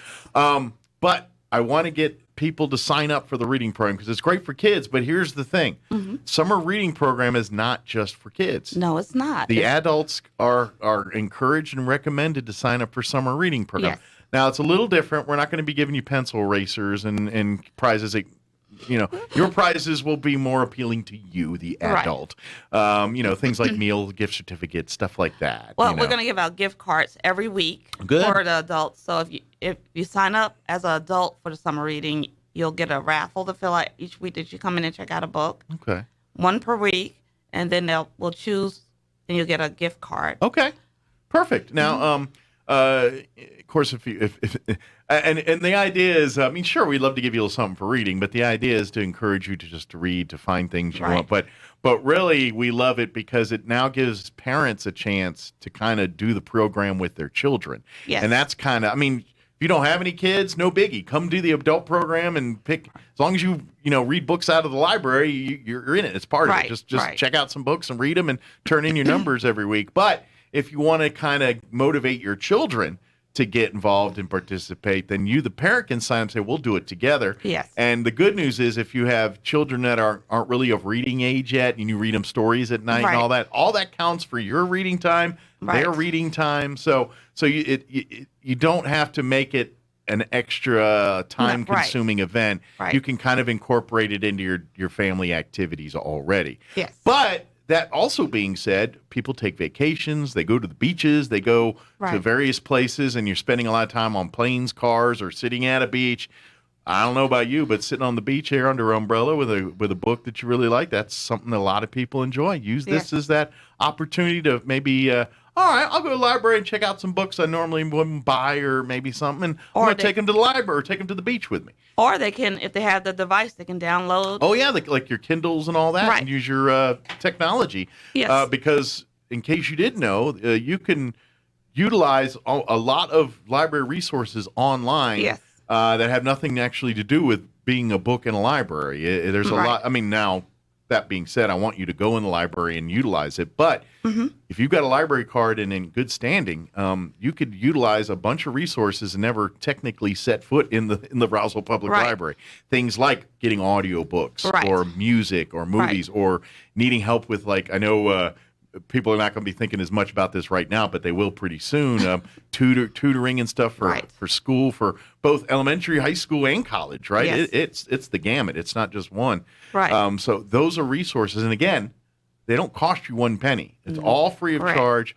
The only thing you have to do is sign up to get a library card. Yes. And, turn in your books on time and to avoid late fees and things like that. But that's it. And it's all available to you. And the summer reading program is really a vessel to hope to get you to utilize and take advantage of these things here. So as adults signing up for the program, okay, maybe you're like, well, I like my Kindle. Great.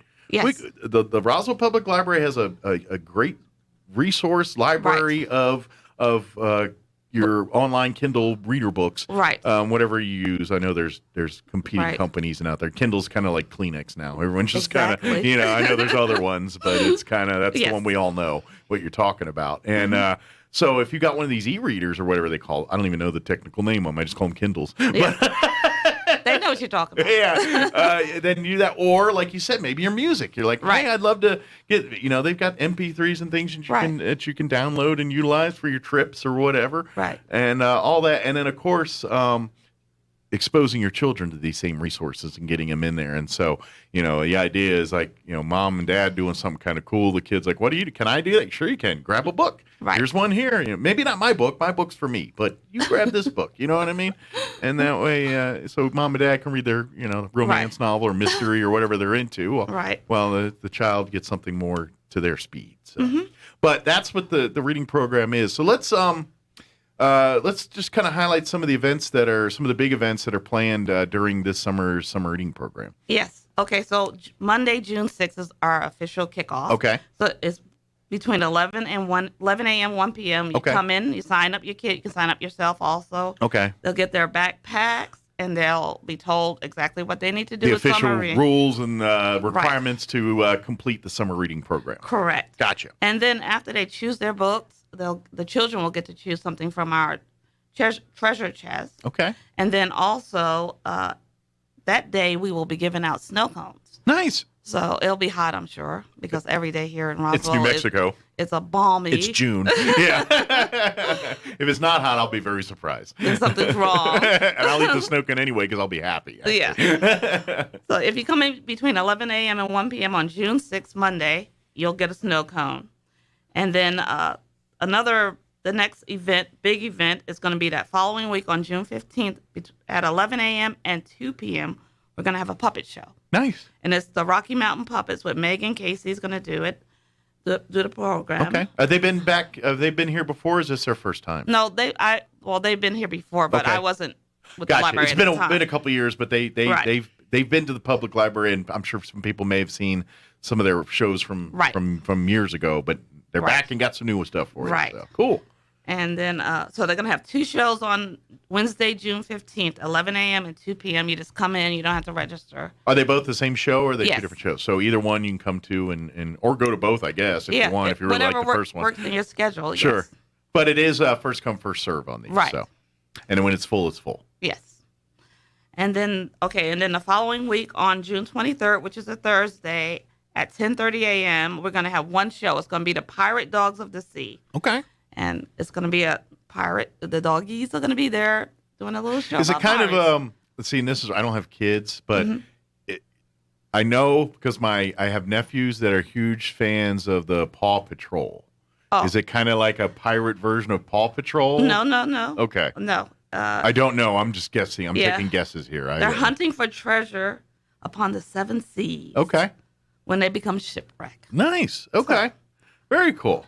But I'm guessing if you like Paw Patrol and that kind of stuff, this is probably going to be right in your wheelhouse. Right. Gotcha. Okay. And that's only one show, so that's at 10:30 a.m. So make sure you, again, if you first like come, doggies, first serve, and pirates too. I'm sure it's got a pirate themed, and everyone loves pirate themed. Yeah. And then the following week, June 30th, Thursday at 11 a.m., we're going to have the Roswell Zoo come over. Cool. And Kevin, their Potbelly Pig, is going to be there also. Oh, good. And the program is called Ocean Devotion. So it's talking about keeping our waterways clean. Okay. And whoever comes will meet Kevin. Okay. So you can come meet the animals and learn a little bit about, and learn about programs at the zoo, too. Sure. Yeah. Well, which, by the way, they got a lot of great stuff going on there. They just opened the butterfly garden thing. And, of course, they've got events planned coming up this summer. They got their own zoo camp coming up this summer too, for another opportunity for kids to go have some fun there too. So learn about that stuff too and get them involved. It's all part of these city programs, and it's all for families to utilize this summer. So if you run out of things to do at the library, go on over to the zoo and go on over to the art museum, or go to the aquatic center. We got so many. They have a camp, I think, too. Yeah, they do. They have several camps. So there's a lot of stuff going on in the city here. But anyway, and what day does the zoo come into the library? Thursday, June 30th. Okay. And they'll be there at 11 a.m. Nice. And so then the following week, July 7th, Thursday at 10:30 and 10:30 to 11:30, we'll have an oil pastels painting class. Okay. With Taja Ramaj, and she's the one who painted our library and did like the waterfall. Oh, some of the murals and things in there. Yeah, Very cool. So she's going to do a class. It's a limit to 20 children, and you have to. And it's just kids, huh? Yeah. I'm thinking there's some adults that might want to learn some of that too. I'm sorry, I do the kids side. Maybe we can convince you an adult version one day. Maybe we can ask her. But what if I shave real close? Will I be able to slip? I'm just kidding. Maybe. I'm pretty immature. I can act like a 12-year-old. Okay. Well, it's limited to 20 children. Okay. And registration is required, but registration does not start until June 6th. Okay, so you got to wait until the summer reading program gets underway to register. It is free, though. Everything at the library is always free. It doesn't cost a thing, but you do need to pre-register for some of the more popular stuff sometimes. So. The ones that limited number of children. Yes. Well, we don't want to make the experience, cheapen it by having too many people there and things. So they do this to maximize the experience for everybody. So it's all by design. Yes. Good deal. What other events we want to spotlight here? Okay, and then the following week after that, July 14th, which is a Thursday at 10 a.m., this is the one I'm really excited about. Miranda Howe is going to do painting. Do a painting class over at the library. Okay. And it's a limit of 24 children. Okay. And its registration is required. Nice. Is it like watercolor? Is there a certain medium of painting, or just just like just? I don't have it here. Okay. But yeah, it's just I think it's watercolor. I'm not too sure. Okay. I didn't know, because I know there's so many different pastels to oil paintings to watercolor to whatever Bob Ross does. Okay. I don't know what you call that. Just pretty cool. Fun. Yeah. Very cool. But cool. So please, now, is that another one they need to register and sign up in advance, but they can't do it until June 6th, which is, by the way, in case you're just joining us here, the official opening day of this year's summer reading program. Correct. And it usually goes to the end of July, right? Yes. June 6th to July 31st, right? Is that? Well, it's going to actually end on the 23rd will be the last official day of the summer reading program. Okay, very good. So that's when you have to have all your timesheets turned in and all that stuff to make sure you register and get your prizes and your T-shirts and all the things that you were earned over the summer reading program. Right. So good deal. And then on July 21st is going to be our last program, which is pretty exciting, and it's at 10:30 a.m. and at 2 p.m. And we have Aspen Black, and she's going to do a ukulele program. Okay. So she's going to supply ukulele. Nice. There's a limit of 30 children per class. Okay. So there's only 30 ukuleles. So. Right. That's the deal.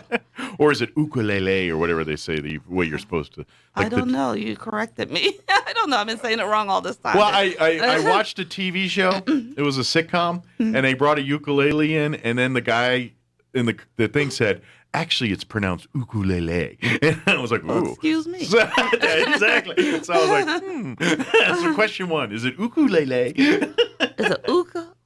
Well, it'll be a little guitar. However you call it, it's a little guitar. Yeah, but that one requires registration also because it's a limit of 30 per class. Perfect. And on the 23rd, you're going to turn in all your time sheets and everything. Yeah. Right, and then the children who complete the 6 weeks of the program, and that means the reading portion of it, they'll enter a raffle to win a Kindle Fire for kids or a Kindle Fire HD8. Nice. Yeah. Good deal. And then we're going to also have movies on Fridays, matinee movies on Fridays at 11 a.m. And they'll be every Friday during the summer reading program. Right, starting June 3rd. Okay. And they just come. Actually, that'll predate summer reading program about 3 days. Cool. Yes. So that first Friday before the summer reading program. If you're hot and you want to come in and have popcorn and watch a movie, now the movies are new, but they're family friendly movies. These are movies the whole family can sit down and enjoy. So if you're looking for Rambo, you're not going to find that.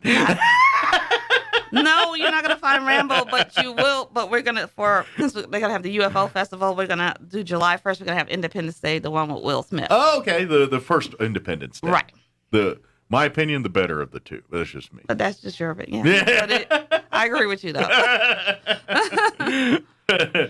They tried really hard, that second one, but it just didn't measure up. I'm sorry. Yes. And I think sometimes they wait too long and then they do it. And then the moment had passed, I think it just didn't. It didn't. Right. Yeah, the sentiment wasn't the same. Right. It wasn't. It was a different time. Yeah. Exactly. Yeah. And people that you thought were dead in the first one were alive. Yeah, that kind of makes me mad. It's like, look, we put this to bed. Now you're printing back out. I mean, you're just messing with the story now. I don't like that. Do something, remake of something else. Yeah, there's plenty of alien stuff we can make a new movie about. But anyway, so during UFO Fest, look for the good Independence Day, according to Tracy and myself, the good one. Yes. And that will be on Friday. All movies Fridays at 11 a.m. starting June 3rd. Yeah. And the last one will be July 29th. Yeah, so come bring the family if you got time. You guys usually pop popcorn and all that. Of course. Yeah, and we got, because what's a movie without some popcorn, right? And then, exactly. And me sweeping it up afterwards. Well, if there's enough, there's leftovers. For the next movie. That's right, for the next. Just kidding. Fresh Just popcorn kidding. each time. Yeah. But do you get sick of popcorn by the end of the summer? Actually, or you love popcorn so much that you could eat it all? I love popcorn, but the last time we had movie, which was last weekend, I didn't have any. You were good. You're like, I'm not.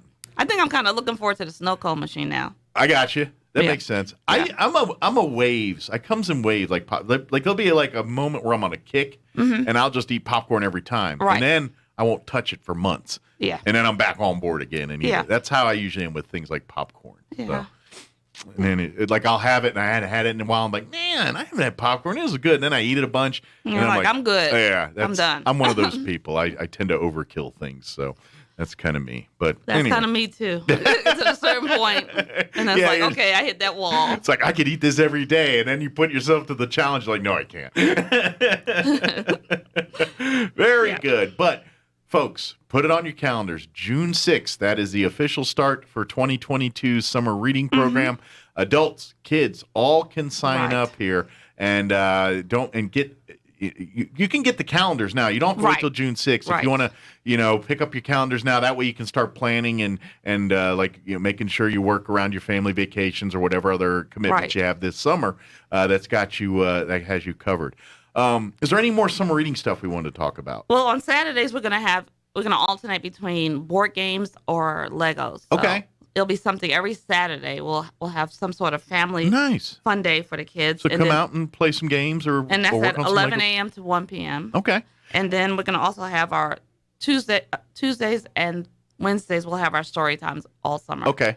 So it's gonna start. And those are for the mornings, usually the preschool, preschool age, and then for like your elementary age for later in the day is generally how it works. Well, the preschool, the one for birth to the Mother Goose one is birth to 3, and that's going to be on Tuesdays at 10:30. Okay. And then we'll have the bilingual one that at 5 p.m. on Tuesdays. Which is great. We've talked about this before. I don't care. Every single child should be going to the bilingual one because they're going to absorb whatever language is their first language right now. They're going to absorb the other one very quickly because that's what kids do. So exposing them to preschool age to that kind of stuff, you're doing a huge service to your children by having them participate in that. So, and then we have a music and movement one that's going to be on Wednesdays at 10:30, and that's for ages like 3 to 5. So the story times will start on the 7th for Mother Goose and the 8th for the music and movement for the little bit older kids. Okay. And that will run the same weeks as the summer reading program. Cool. So these are options for everyone to kind of participate in their own way in the summer reading program too, even if they're not of age to crack open a book and read it. They can kind of get involved in some of this stuff too. And obviously, as adults, reading to them, that's part of the summer reading program too. But don't forget, June 6th is the sign-up day. Now, you can sign up after June 6th. Of course. But I think you guys usually limit it till about through June, and then you really, because at some point you get to a point where it's going to be really hard for you to complete the summer program if you sign up like midway through July, because you can sign up, but I doubt if you'll be able to finish it. Okay, so really try to get signed up in June if you can't sign up on the 6th itself. That way you're allowing yourself the most amount of time to complete the program, and you're exposing yourself to all the different events, and now you won't miss out on anything. And if they can't make it the first week, of course, they're more than welcome. They can sign up, and we're going to eventually run out of those backpacks. Sure. So if you want your child to get the backpack sooner than later. Yeah. So, but point is, you can't sign up early. You can sign up late, but sweet spot is June the 6th. Yes. Is the day to sign up, and then grab your calendars while you're there, and then of course start participating in the program. Right. One other thing I wanted to mention real quick, since we're coming in on summer here, and this is something you guys had for a few years now. If you're going on your summer trips, if you're going on vacations, or you got things that are around the state of New Mexico this summer, I know I imagine a lot of people want to do some in-state vacations this year because the world we live in, and maybe they're not ready to get on a plane and go somewhere, but they want to drive to the Four Corners area or Cruces or something for go see family. But the Roswell Public Library, thanks to the New Mexico Tourism Department, they have these passes that allow up to 6 people access to many different museums and places around the state. For example, some of the art museums in Santa Fe and Albuquerque, they're on there. Lincoln, the town of Lincoln, if you go to Lincoln, that's on there. I think the Horse Museum in Cruces is on there. I think it was something down in, was it Carlsbad? Yeah, somewhere in that area. I want to say like Fort Sumner area. Yeah, I think that's on there too. There's like 15 or 20 different places throughout the state that you get like in for free. Right. And it will get up to 6 people in for free with this pass. Now, here's the catch. You can only check it out directly for a week, and you can't renew it. Right. So it's not like a book where you can just keep calling and renew it. You got to go in, check it out, and you get it for 7 days from the moment you checked out, then it's got to be back. So if you're going to plan a vacation, you got to really check it out right before you go. And unfortunately, we can't reserve it or RSVP for people because there's a limited number, and we want to make it available to anybody that possibly wants it. But like I said, all you got to do is go to the front desk, ask about the call it the New Mexico Pass or whatever you want. Whatever. The museum pass, I think it's called. And the front desk will know exactly what you're talking about. If they want to come in and take a look at it just to see what... Sure, kind of get what actual places it gets you into and kind of plan accordingly, do that. But then come back later when you're actually going on your trip, like that day before, and sign up and or check it out. But remember, it's got to be back in 7 days, and you can't renew it. Right. But you can use it as many times as you want in that 7 days. And so if you've got a trip around the state... I don't know about you, but like just for example, you walk into the courthouse in Lincoln there and go through there. A family of 6 of you are probably going to spend about $50 at least just to walk into that place. Right. Now you don't pay any of that. There's $50 that can go towards lunch or gas. That's it. Or something else for your trip there. So please take advantage of that, and this will give you a chance to add a little more to your family vacations without thinning your wallet that Right. much. So that's, And if they want it and they can't get into the library right before their trip, they can also call and we can give it to them in the alley. You know, we have that window they can drive up and pick it up. So we make arrangements to meet you to get it to, or Right. so we meet you at the place somewhere, or whatever Right. to do that. We can make those kind of arrangements. Right. But once you've checked it out, you've got it for 7 days, and it Right. has to come back. That's where because we want to make sure.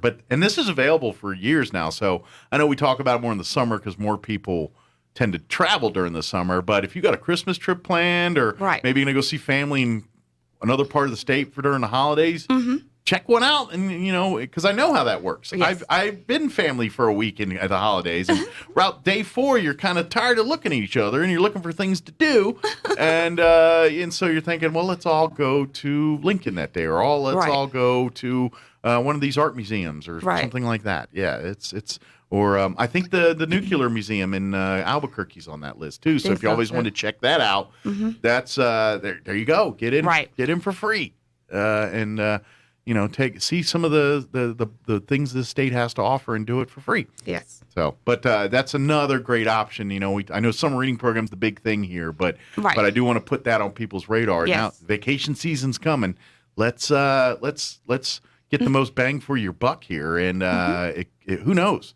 And that's what I love about it. A trip to one of these museums or one of these locations might just spark the interest of a kid or an adult to want to learn more and get involved with it. Next thing you know, they're an expert on Billy the Kid or something. You know what I mean? Yes. It's just they just found that avenue that exposed them to this whole new interest for them. So, Right. So please take advantage of it, and then and I'm telling you, because once you hit one of these parks and then you drop in $50, like, man, well, I guess we're not going to go to the water park afterwards because we just spent $50 at this place, and so this will give that option there too. So is there a drop dead deadline for some reading that you? Or is it pretty much if you're willing? You can sign up. We tell them at a certain point because we want them to complete 6 weeks. Sure. But we tell them at a certain point. It's if we have the material available, like the backpacks, we'll give it to you. Yeah, but you're probably not going to be able to have enough time to complete the reading it requirements. so they can be in a raffle for the Kindle. So. And I say never, but there's always a few enterprising or over. Overachievers, yeah, and next thing you know, like, oh yeah, I read 100 books last week, and you're like, whoa, right? And we do have those that come in and they'll check out. They'll come twice a week to check out because they know they're going on vacation. The following week. So and here's the other thing too, and remind you, don't forget, this is the whole point of this too is to get you to explore and utilize all the resources of the library. So when you count your books and all that, these are books that you check out from the library. I know you can buy some of these books and no one's going to check up on you and all that stuff, but the idea is to really get you to come into the library, peruse the shelves. I know a lot of people love to shop, and I've seen them out there, and I don't know if they even have an idea of what they want to buy. They're just walking around looking at stuff, and they find something that speaks to them, and then they buy it. That can get expensive. Oh, yeah. You can scratch that itch by going to the library and walk around. And you can spend hours in there looking for books. If you got the time, they're going to let you do it. Yes. And you will walk through that and find books. And I guarantee, I will promise you, there's a lot of books in there.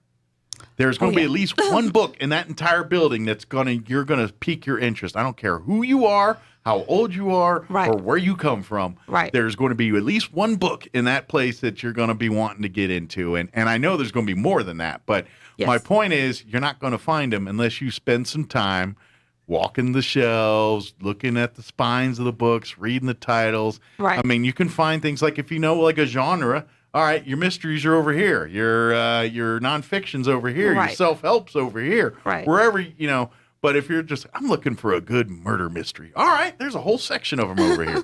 I'm looking for a good Western. Guess what? Here's a whole section.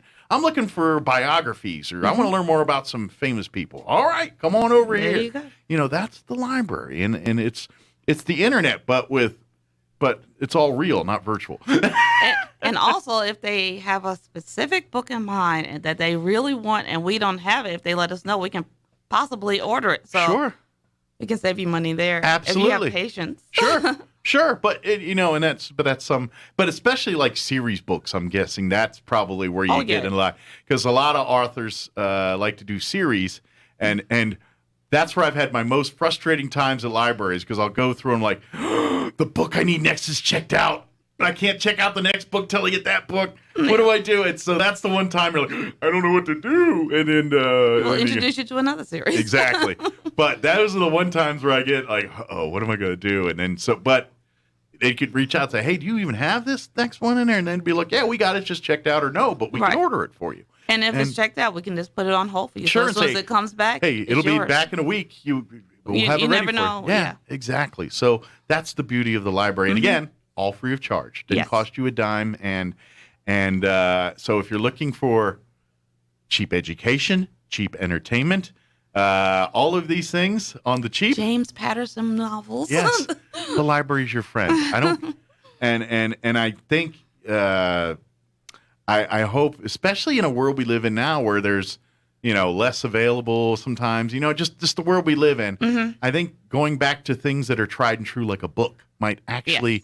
I just hope people discover that love in times like this. You know what I mean? And I think that's where you're like, okay, yeah, granted, every movie or every TV show known to man is almost pretty much available at your fingertips at any given moment Except right now. for the one I'm looking for. Right. And so we live in that world, and unfortunately, because we live in that world, books have taken a back seat, because now I can get the story in 2 hours on a TV show or a documentary or a movie. And I'm telling you, you miss a whole nother layer when you go to the book and go through it. Because I don't know how many nonfiction stories I've seen as movie form. I read them at the book first, and I'm like, that movie was awful. I know that's part of the problem. You read a book sometimes, and then you watch the movie, and you go like, well, they left out all this, or they didn't really follow the plot line. So. I've said this one before on the radio, but the worst one of all time for that one is a Stephen King book called Hearts in Atlantis. Oh, okay. If y'all remember that movie with Anthony Hopkins, I want to say early 2000s, late 90s. I don't remember when it came out exactly. I watched the movie and I was like, oh, that was all right. Pretty good. Little mystery, Stephen King. Yeah. And then I read the book. He was like, wait a minute. And I was like, to be honest, the movie was the first 100 pages of the book. And the book's called Hearts in Atlantis. The movie doesn't even get to why the book is called Hearts in Atlantis. They don't even cover that in the movie. And then I went, because I didn't think, I was like, why is it even called Heart? And then I went and read the book. And I was like, oh, because there's a group in the book that a group of college kids that all played hearts. And they called their little group Atlantis. And none of that's in the movie. And so it was, I was like, wow, that was the worst butchering of movie bookdom I've ever seen, was that Hearts in Atlantis Stephen King book. That book is night and day different than the movie. I'm not even sure it's the same story, to be honest with you. They just took part of it and said, they okay, that's crowbarred one little factoid out of the book and made a movie out of it. Yeah. So please use a summer reading program for adults, kids. I don't care. Use it as that trigger to crack open a book this summer and find, because I think once you find the one you like, it's going to start the bug. You're going to get bit, and you're going to look for the next book. You're going to look for and this is how you get kids to read, folks. You got to let them pick the books. Let them pick the things they want to read, because they're going to have a vested interest. Right. And what's the one safe place that you could just turn your kid loose and say, pick any book here you want, and you can read it and know that you're okay? Right. Roswell Public Library. You can go to the kids section and say, I'm going to be over here. Find all the books you want. I'll meet you over here. Okay, and then it'll come back. Yeah. Oh, yeah. They'll be like, all right, you can't have 30 right now. Well, maybe 15, and then we'll come back and get the other 15 later. But let them go buck wild crazy and pick out the books that they want to read, and let them, and then sit down with them and make sure they start reading them. And we have a healthy graphic novel section for the kids, for those that your teenagers or tweens or age. They prefer that. Dr. Seuss is a little too nut, but they're not quite ready for Stephen King or James Patterson or something like that. No.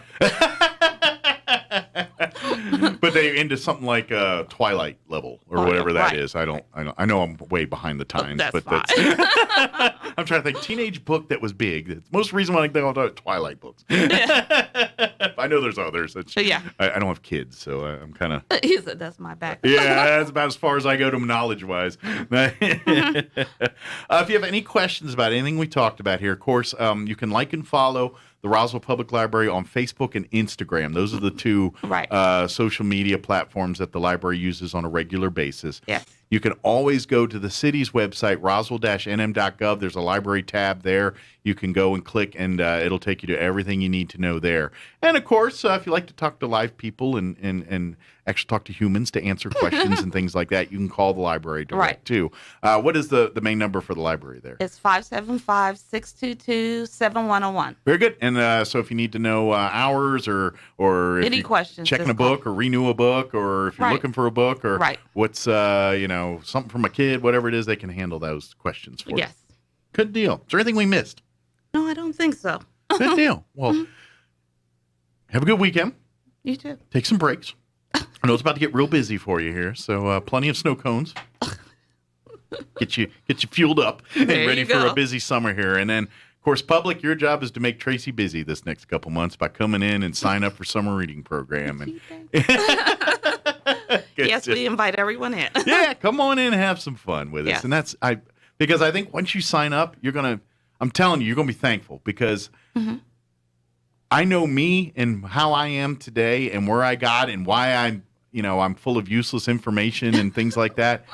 I read a lot when I hit I didn't read much as a little kid, but once I turned teenager and I started finding my own books and things, I started really reading a bunch. And so I have a lot of stuff that's in my head that's things that either through stories, fictional stories, or biographies and history. I'm a Civil War buff, so I read a lot of, I'm one of the few people as a teenager that read Ulysses S. Grant's memoirs as a 17-year-old kid. I mean, you read that now, most people get glassy-eyed. I was into it, so. But now granted, that's a little, most people aren't going to be into that, but I remember reading science fiction-y books that were historical with science fiction, and because I wasn't so much, but I loved history, but then the fact that they do what ifs on you, it's what if this happened? And I got really intrigued by that. Next thing you know, I'm starting reading book after book of similar stuff like that, and then I got into, I had a hot minute with the lawyer John Grisham. Grisham. I've read all of his lawyer books. Not the ones where he gets about baseball or kids or nothing. No, I like the lawyer ones. But the lawyer books. In Mississippi, I love those. I've read all of those books. And I'll give you this. They don't butcher those movies too bad. No. A couple, they leave some important details. But for the most part, those follow pretty okay. Yeah. By the way, I can't. I'll tell you off air. But thank you, Tracy, as always. Welcome. Appreciate it. We'll see you here next time, okay? Okay.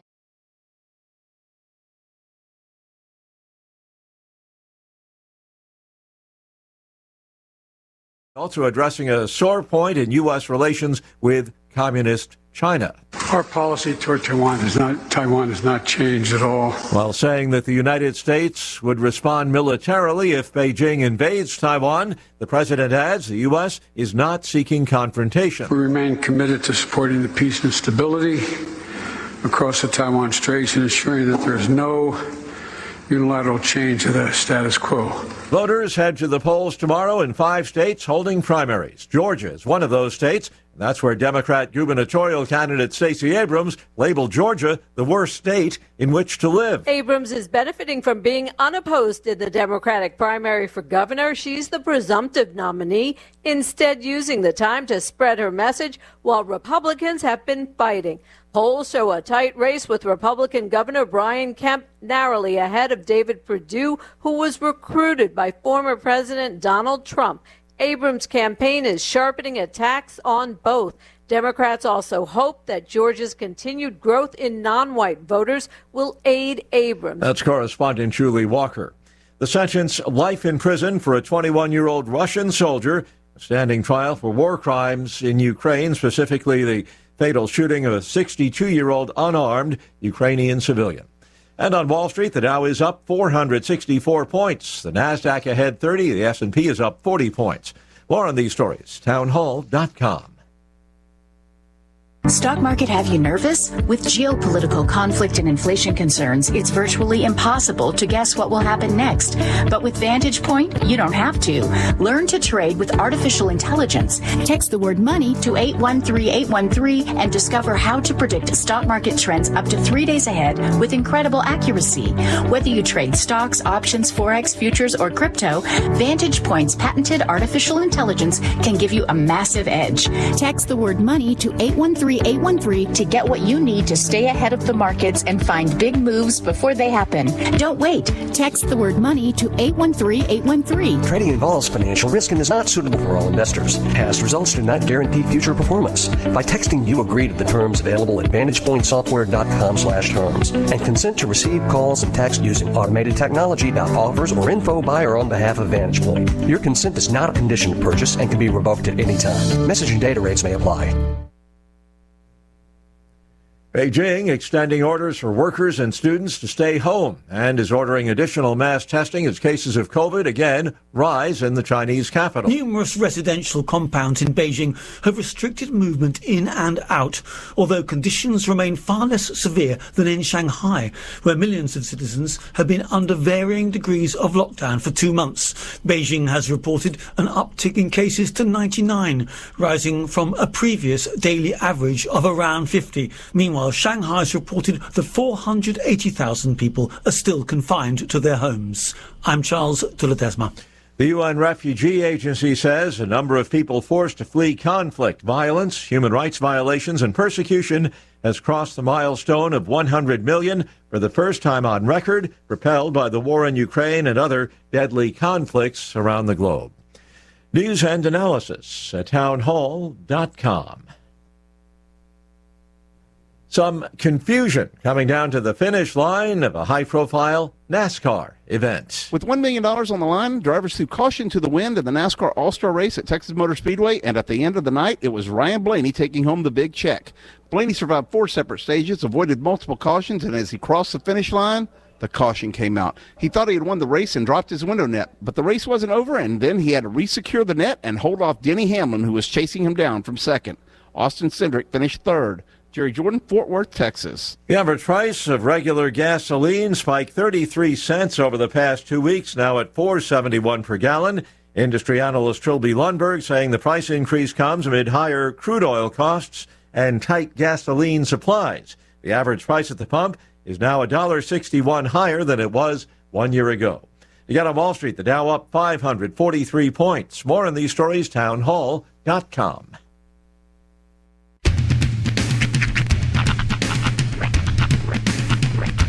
What in the wide, wide world of sports is going on here? I promise you, whatever scum did this, not one man on this force will rest for 1 minute until he's behind bars.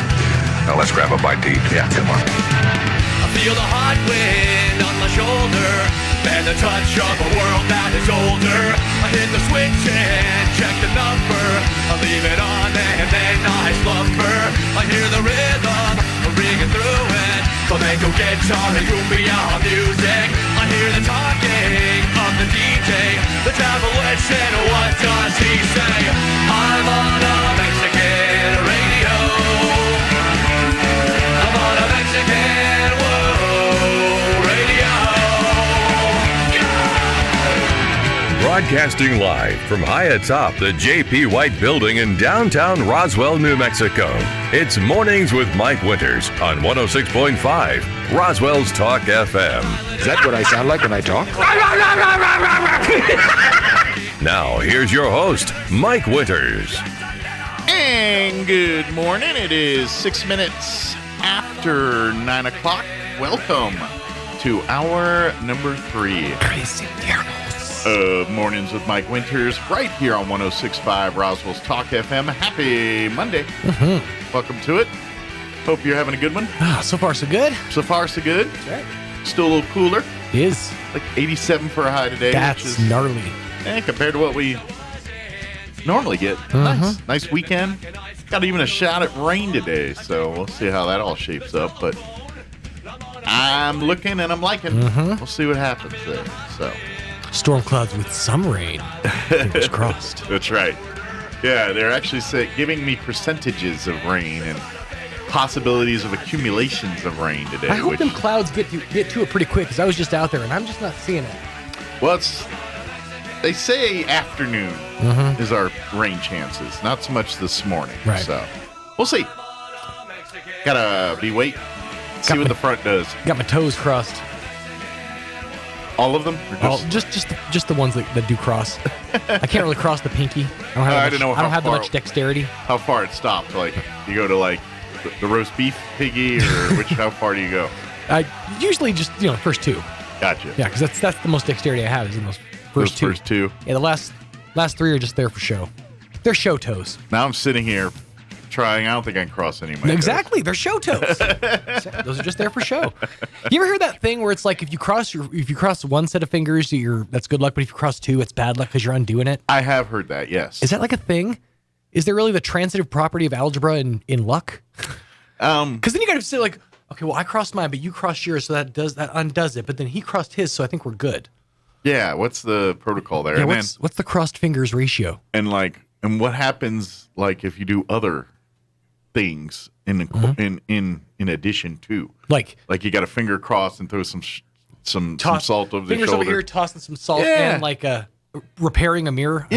Something like that, or avoiding the walking under the ladder, whatever it is. I don't know. Or in my one area that I was superstitious when I played hockey as a goalie, I would dress a certain way, and that was the only part of my world I did that. Like, my normal day, I don't have to knock on things 3 times. You would wear the same type of clothes, or you had, like, a specific pair of underpants that you would wear? I would actually have a specific order in which I got dressed. And then I had to, so I would put, my left leg pad on before my right leg pad. Okay. I mean, obviously there's a certain order of things. You can't put your leg pads on and then try to put your shorts on. Sure. You just can't do that. Right. But, and then I'd go, when I'd go out to the goal, I'd have to tap the goal posts a certain way. I'd have to do it. So I had weird quirks there, and I had rituals. Like I had to do things this way, put my water bottle a certain way on the behind the net there. That's the only place I did that. I never had real big superstitions. There was the two that stick out, like when I was driving, that stick out in my head are, whenever I would cross a railroad tracks, I would have to make sure to be touching metal, like a screw or something metal. I thought the rule was you're supposed to hold your breath or something. That's when you're going through a tunnel, and that's the other one I have. Oh, okay. But the one I heard the other day that I've never done is holding your breath when you drive past a graveyard. I've heard that one. A cemetery. I remember as a child hearing that one. I hadn't heard that one until just recently, but I'm like, that seems hard. Well, it depends on how big the cemetery Exactly. is. A lot. I'm thinking the big cemetery here in Roswell is huge. Yeah, like go by Arlington, you might pass out. But exactly. But yeah, I heard that as a kid too. It's like there's only a couple of tunnels here in southeastern New Mexico, but the ones I've been through, I've held my breath the whole way through.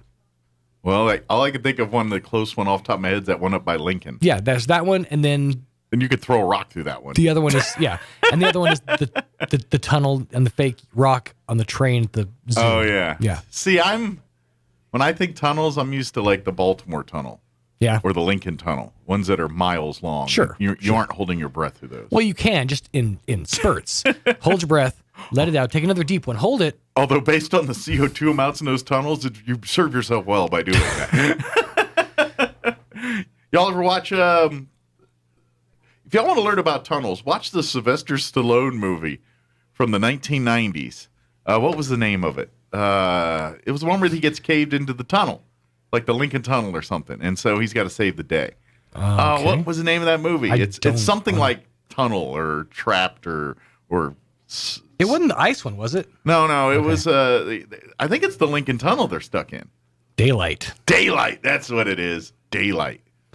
Daylight is a 1996 American action thriller disaster. 96. Okay. Yeah, there you go. You learn all you need to learn about tunnels right there. Just watch that movie. It's a Stallone movie. You know it's legit. Oh yeah, sure. Yeah, that's I forget I'm older now, and people may not realize that's a main staple movie in your world now, like it used to be. Daylight. Yeah. There's a lot of those weird ones that came out like right around that exact time. Just disaster films. We were really on a disaster kick in the late 90s. Was that one Volcano and all those Dante's Peak? Dante's Inferno, or Peak. Dante's Peak. Yeah. What was the other There's one? a couple of asteroid movies around that time. Cliffhangers. Armageddon and the other version. Event Horizon. Event Horizon, Yeah. that's it. Yeah, the non-comedy version. Yeah. Well, they do that all the time. There was a hot minute in the 90s where they were consistently doing that. Wyatt Earp and Tombstone are the other ones. They both came out the same summer, those two movies. Right. Tombstone came out first, and then Wyatt Earp showed up about a month later. There's I can't remember if it was, who it is. If it was Katzenberg. Who's the guy that started, yeah, it was Katzenberg. Okay. So Katzenberg left Disney right before they started working on like a lot of the Pixar movies, Bug's Life being the specific one. He found him and Geffen and Spielberg founded DreamWorks, they got real like hardcore, and we have to do a bug movie to meet A Bug's Life. And so they did that movie Ants. Oh yeah, with Seinfeld, right? No, it was what's his name? The guy we can't really. Oh, talk that was about. a B movie that Seinfeld. Yeah, Seinfeld was the B with movie. Yeah. He was the Woody Allen. Okay. Yeah, Woody Allen was the voice of the main character in Ants. Roy's like, I got this. Oh, okay. But yeah, no, it was a terrible movie, horrible CGI. But it was the entire movie was made out of spite. Specifically to spite Disney, and it didn't work because Bug's Life was great and Ants was terrible. Well, I haven't seen any of them. I saw the B movie with Seinfeld. I've never seen that one. I saw that one. That's one I've never seen, but that's the one that's the meme now. Okay. So sorry, I'm doing work. Yeah, he's noting. But yeah, there was a weird period, and you don't really see it that much anymore. But there was a weird period in time when there was just copycat movies, like big studios were doing the exact same plot at the same time, and that's not coincidence. Oh yeah, well, I'm sure it's studios build this and that, and they sell it to here, and we can do our own version of it. Yeah, they shop a project around. They're like, I did get this, one of this idea for a volcano movie. What's Pierce Brosnan up to? I don't know. Yeah, so I would. But part of me liked that. Like I kind of copycattery a little bit because I love Tombstone, but I love Wyatt Earp for total different reasons. Sure, like. Tombstone was more fun, but as far as historical information, Wyatt Earp had much more of it. The last time we really saw that, like in its purest form, was the Fire Festival documentaries. Because remember, Hulu came out with a Fire Festival documentary, and I want to say it was like Netflix. I must have missed this one. Yeah, they came out with one also. There was one that was mostly informational, and then there was another one that was a lot anecdotal of like some of the stories that came from, like the story about the guy and the bottled water. Did you hear that story? Yeah. From out of Fire Festival that I can't really talk about on the radio. What the guy was willing to do to get a bottle of water. Okay. And there was one documentary that was more like anecdotal, but then there was one that was very like informational about like the goings on behind the scenes and the dude, like how he got his money and what happened afterwards. So that kind of served a purpose of you kind of got to see both sides of the fence on that. But that was like really the last time I can remember that something like that happened. I kind of enjoy it in some aspect. I'll tell you this. I cannot wait for the Johnny Depp Amber Heard trial documentary. Oh yeah, that'll be fun. Sorry, the series. Yeah. Who do you think will start? Hulu? Oh, I'm sure it'll be Hulu first. And or could it be Netflix? Well, here's what I think. I think they're going to do two. I think it's going to be Netflix and Hulu. I think Netflix is going to take the more serious route, and it's going to say something like Depp versus Heard, the trial of the century. Okay. And over here on Hulu, they're going to run a documentary that's just going to be called Grumpy. The Johnny and Amber story. That's my prediction. Do you think they'll turn it into a more drama series? Not Netflix will do a documentary. Like they're going to do like a Pam and Tommy thing? Yeah. Netflix will get like Seth Rogen. Right. And who's the chicken, Zach and Miri? What Heather Graham. No. It's the girl from Hunger Games and all that. What is her name? I can't remember her name. Not. But yeah, it's going to be them. Katniss. It's going to be those two. Oh, what is her name? Who would play? Amber, Amy. Oh, I've seen her in a bunch of stuff. I'm looking it up. Who would play Johnny Depp in the Johnny Depp Elizabeth Banks. Elizabeth Banks. That's the actress I'm thinking of. Yeah. Oh, yeah. That's right. Oh, I forgot. It was her. Who could be Johnny Depp in the movie? Like, who could play the Johnny Depp character? Wrong. He's 5. Huh? No, I don't think you can get Johnny Depp to play himself. I would say, like, Nick Cage would probably do it, but I'm thinking younger. So I'm thinking, like, what's that Ansel Elgort dude? Oh, the Han Solo guy? Huh? Yeah. Okay. Like, him or, what's the other guy? I can't think of his name. I know who I want. Who's that? Nick Nolte. I want Nick Nolte to play Johnny Depp. You wanted it. You wanted it. That's why. Nick's got more range than you think. He does, but that'd be a hard sell. Pete Davidson playing Johnny Depp. Actually, I can get behind that. I don't know, man. I walked into my house. You're going to have to bulk him up a little bit. There was a grumpy in my bed. It was the craziest thing. Oh, man. I was going to say the reason you thought Jerry Seinfeld was in Ants was Julia Louis-Dreyfus, who was Elaine on Seinfeld, was in A Bug's Life. Okay. I think that's probably what you're thinking Seinfeld of. did the That's B right, movie. she was. And Yeah. Seinfeld was the B one. I think it's called B movie, isn't It is called The B Movie. Yeah. Or B Movie, I think it's just this. that one. So, all right, that's my knowledge. Well, we're spent. We got the folks from the Chaves County Health Council. They're going to join us here in just a bit. Of course, in August, they've got their big health fair coming up, but now is the time to be a sponsor for the event. So we're going to talk about that with them, plus get an update on what's going on with the Chaves County Health Council here. So that's what we got on tap. Before we do any of that, let's get you up to date on the weather. I'm meteorologist Steve Hamilton with your Pecos Valley weather. Generally fair for the next few days, although we do have just enough moist air for an afternoon shower or thunderstorm today. Upper 80s to low 90s. For tonight, maybe a shower in the evening, cloudy overnight, and our lows in the upper 50s. And then a mix of sunshine and clouds coming up on Tuesday. We'll stay in the mid 80s. Looks like low 80s on Wednesday and sunny. That's your latest forecast. I'm meteorologist Steve Hamilton. Thank you, Steve. And currently 66 degrees here in Roswell. Humidity is at 39% with winds out of the southeast at 6 miles per hour. They're saying there's a chance, folks, chance at some rain today. They're talking scattered showers and thunderstorms this afternoon. They say some of these storms could be severe, mostly sunny, high of 87 otherwise. Winds out of the south today, 15 to 20 miles per hour. Our chance of rain today is at 50%. They're saying new rainfall amounts between 1/10 and 1/4 of an inch expected, except in higher amounts where we get a thunderstorm. So we'll see. Tonight, we're looking at a 30% chance of showers and thunderstorms before midnight. Once again, some of these storms could be severe, mostly cloudy with an overnight low of 57 and south winds 10 to 15 miles per hour. Tuesday, we're looking at a 20% chance at afternoon showers and thunderstorms. Mostly sunny, highs right around 80 tomorrow, so cooler still with north winds 10 to 15 miles per hour. That 20% chance of rain continues into tomorrow night as well. Partly cloudy with an overnight low of 52. Northwest winds at 10 to 15 miles per hour. And then looking at the rest of the week on Wednesday, sunny and 83. North winds at around 10 miles per hour. And then Thursday, we go to warming back up. Sunny 94 on Thursday, and then by Friday and for the weekend and graduation and all that, we're back up into the century mark. Sunny 101 on Friday, Saturday sunny and 103, sunny and 102 on Sunday. All right, it is 20 minutes after 9 o'clock. We're going to take a commercial break here, and then we'll have the ladies from the Chaves County Health Council join us on the other side. Don't go away. You're listening to Mornings with Mike Winters. Summertime means blowout time.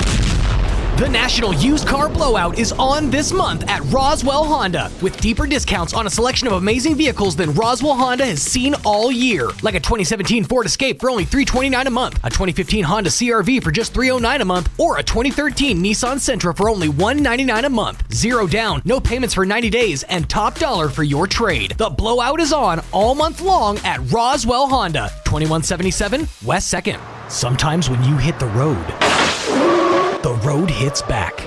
That's why MTA Mechanics and Tire carries major brands like Bridgestone, Cooper, and Michelin. Not only do you get top brand tires, but you also get a nationwide warranty. So wherever you are, MTA Mechanics and Tire has you covered. Stop by or let MTA come to you with their MTA Mobile Tire Shop, covering Roswell, Carlsbad, and Artesia. They can come to your home, office, or even the airport, and alignment is included on all sets of 4 tires. MTA Mechanics and Tires, getting you back on the road. The Artesia 9/11 Memorial invites you to a charity softball game you don't want to miss. It's Guns and Hoses, Police versus Fire, Saturday, May 28th at 12 noon at Brainerd Park in Artesia, New Mexico. In addition to the softball action, enjoy hot dogs, Cracker Jacks, sarsaparilla, warm peanuts, and more. And there'll be a celebrity dunking booth. All proceeds benefit the Artesia 9/11 Memorial. Guns and Hoses, Charity Softball, Saturday, May 28th, 12 noon, Brainerd Park in Artesia. This invitation presented by H.F. Sinclair. This is the moment you've been waiting for. You've convinced yourself it's warm enough to swim in your pool for the first time this season, even if the temperature still carries a hint of fading cold. Who cares? You've paid your winter dues. With hours inside and too much pie, it's time to open your pool. Barbecues, suntans, and games of Marco Polo. Here you come. The only question is, how ready is your pool? It has been waiting patiently for this day too, ready to make your neighbors drool. If you rely on BioGuard products, get ready to slap on some sunscreen and fire up the grill. Not only does BioGuard provide simple solutions, they also have expert dealers who can help you be the best pool owner you can be. Because when your eyes sparkle at the side of your pool, they should always return the favor. Visit your BioGuard dealer at Mays Lumber, 115 South Virginia in Roswell, and start the season off right. We cut to order, special order, products sold and new. You can count on Mays Lumber Company. From the mountains to the lakes and even the beaches, America is calling, and the best way for your family to see it is in an updated vehicle from your friends at the Tailgate Nation. Roswell Ford has southeastern New Mexico's largest inventory of really nice pre-owned cars, trucks, and SUVs. These are vehicles you can count on to carry your family safely and comfortably from sea to shining sea. All have survived a rigorous 139-point inspection, and Roswell Ford gives you a 3-day money-back guarantee. So if you find something you don't like, you can just bring it back. Roswell Ford is always looking for gently used cars and trucks. If you have one you want to sell, we'll make you a cash offer on the spot, and we'll give you a week to think about it. So get your motor running and head on out to the highway. Vacation season is here, and your friends at the Tailgate Nation have the vehicle you need to see the sights and do it right. Your new vacation vehicle is waiting for you now at Roswell Ford at the corner of 9th and Main. There's a whole universe out there. Come explore at the International UFO Museum and Research Center, featuring engaging exhibits and in-depth first-hand accounts of the incident that put Roswell on the map. The research library features the most comprehensive collection of UFO research materials in the world, and you can get exclusive one-of-a-kind gifts and merch from the gift shop or online at RoswellUFOmuseum.com. Don't forget about the UFO Festival, July 1st through 3rd, celebrating the 75th anniversary of the Roswell incident. The International UFO Museum and Research Center. It's otherworldly. Playing dance music can help ward off mosquitoes. Now you have a reason to invite Pitbull to your next pool party. Here's Mike Winters. And good morning. It is 25 minutes after 9 o'clock, and joining us in studio this morning from the Chavez County Health Council. I'm going to go left to right this way. So we have Carrie Moore joining us, Jennifer Smith, and Joanne Lopez joining us this morning. My left, your right. Good morning. I just realized, wait a minute, it's there, right? Yeah, sorry. Good morning, ladies. How y'all doing today? Good. Good. Well, it's good to see. I mean, you guys have been busy even through COVID.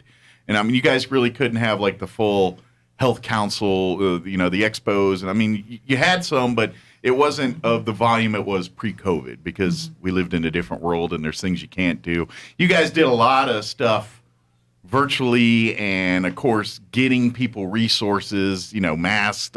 When there was shortage of all that, you guys were working there. So now I guess it kind of feels like you guys get to do like the day job of the Chavez County Health Council now. You know what I mean? You get to focus on just regular garden variety, getting people exposed to health care and things like that, not just worry about COVID stuff. Is that, am I getting close? Are you still dealing with a lot of COVID stuff?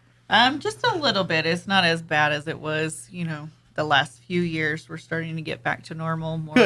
normal in-person events. Well, I think we're all ready for that here. And Absolutely. And here's something I don't think a lot of people don't realize. If you're in the need of information about where to, health care needs or special needs for children, or if you've got family members that need, more than standard what families need for health care, Chaves County Health Council is a resource for all that. That's what you guys do is try to bring the medical community and bring those resources and information to the public. And a lot of what you guys offer and do is free of charge or very low cost or things like that. You really try to give, at the end of the day, that's kind of what you guys do, is just try to get as many people exposed to as many healthcare options and availability to them here in Chaves County, and really beyond that too. It's not just and it's a little more than just the health services, because they have the 211 helpline, and that's access to somebody who needs help paying rent or. So it's bigger than just it's bigger. It's family needs. 211 is a program under Chaves County Health Council. Yeah, and Chaves County resident just dials 211 and. You just let us know what you're needing, and we can connect you to the resources that possibly could help. Okay, so if financial, whether it's food, whether it's shelter, whether it's healthcare, whether it's anything, an attorney, or one of our other partners with services, domestic violence, and we have other great organizations that I'm sure you guys reach out to in times of need when those things do arise. Hopefully not often, but really just being that connection, that resource to getting people help wherever it might be. A lot of it falls under healthcare, but like you said, you can't be healthy if you don't have any food to eat. You can't be healthy if you don't have a roof over your head. It's the full physical well-being, mental health, education, food, all of that. And you don't have to go and you don't have to Google numbers. You don't have to retain anything. You just call 211, and it can access anybody and everybody throughout Chaves County. Nice. It's a really good resource. And here's the thing, too, is I imagine it's great because let's face it, a lot of the stuff we do when it comes to getting assistance for things, there's a lot of red tape. Yep. You got to fill out forms, or and I imagine some of that in and of itself is a preventative measure to do you really need it? Well, you got to be willing to fill. You know what I mean? They go through a lot of that, and so a lot of that can be confusing and intimidating. And so if you're like, I need help, but I don't know what. I don't even know what they talk to me, and I just get glassy eyed and don't understand what they're saying. And call 211, and you guys can. All right, you got to do this. Do you know what that is? All right, let's break it down for you, and and so you understand. I'm not saying you're going to love the red tape, but at least you understand what's going on and know how to navigate through that, and you can help them do that. Which I imagine that deters most people that truly need help, but they're like, I'm not going through this gauntlet, or I don't know, or they're intimidated or scared. I imagine you get a lot of people, especially if they need help, but they're citizens. Are they a citizen or not? I don't know. They just need help, and so sometimes that creates issues and things like that too. So you can help with all that. And when they call in, it's totally confidential, and it's really important that they understand when they call in, we do not have funding and stuff to assist them. We can help them with the resources. Got you. So it's really all. So really. That 211, keep it in your unless you can remember it, but if you can't, write it down, put it in your wallet, or keep it on speed dial on the phone there. Don't call 911, don't call 411, call 211. So Chaves County Health Council has the gamut, and so the Health Expo is the part that's going to pull in the health and wellness piece to it, and that's kind of our biggest event. That's kind of your most publicly recognized event is the big, which is coming up. Their big health expo will be in August. Yes. I know you're thinking August. That's forever away. No, it's not. No. Your kids are going to be getting out of school in like a week. Or this week in some cases. And this is it. This is the last week for them all. So guess what? Summer's here like this weekend. Yes. And summer goes by fast. So, fast. It's almost August now. Yeah. Sorry, guys. But let's face it, there is a lot of moving parts to make sure that the Health Expo happens. There's a lot of entities involved, a lot of community partners. It takes quite a bit of time to organize all that. So if you want to be a part of it, if you want to sponsor, if you're a business or you're an organization that would love to be involved in this in some way, shape, or form, either monetarily or physically or both, now is the time to make all of that happen, because these ladies here, they just don't roll up on August the 6th and say, let's do a health expo. There's a lot of moving parts that happen. Yeah. So now's the time for that planning. If you're, I'm sure you reach out to a lot of your partners and say it's that time of year again. But if there's people listening saying, hey, we've never been a part of that before, that would be great for our business or for our organization to be a part of that. Now's that time to get on the ball here and get on the stick to do that. Yeah, so our first year, which we had at the Roswell Convention Center, we had over 120 booths. And then we hit COVID. So then we had virtual, and then we had hybrid, virtual and some in person. Yeah. But now we're back to the convention center, which is fantastic. All one location. All one location. One-stop shop for everything. And we're taking the entire facility. Good. That's a big facility. We're anticipating way more than 120. Great. So this year we're moving the kids inside of the convention center. The first year we had them over at DeBrenham. Yes, across the street there. Across the street. But it was hot, and I was miserable. And I'm not a betting man, but I'm willing to bet it's going to be hot August 6th. Just a hunch. I'm kind of going that way too. So, yeah, since the convention center is larger now, it's like, well, let's just move it all inside. Plus, you can break it off into room. Like, so if an area needs a little more quiet, they don't work well in a group of a bunch of people, then they can kind of cordon off and have their own little private area too. Yeah. So we'll still keep them segregated. The kids will be in one section. Everything else will be in the other side. But we have breakout rooms. So if somebody wants to do yoga with a small group, nice. We could do yoga. We can do. So they can actually have classes and little demonstrations and things. Yeah. Yeah. That's the plan, is to have to where people can do demonstrations. They can do talks. They can do, maybe a little mini yoga session to promote their practice, or it's pretty much anything that they want to do. They just got to get with us. Gives you a real opportunity to practice what you preach. Like a lot of times, like, hey, we got a booth, we can't, not room to do yoga, but we're gonna have classes come out. Now you're like, what you got doing right now? Come on, let's do some warm ups. Let's do entry level yoga poses or something like that.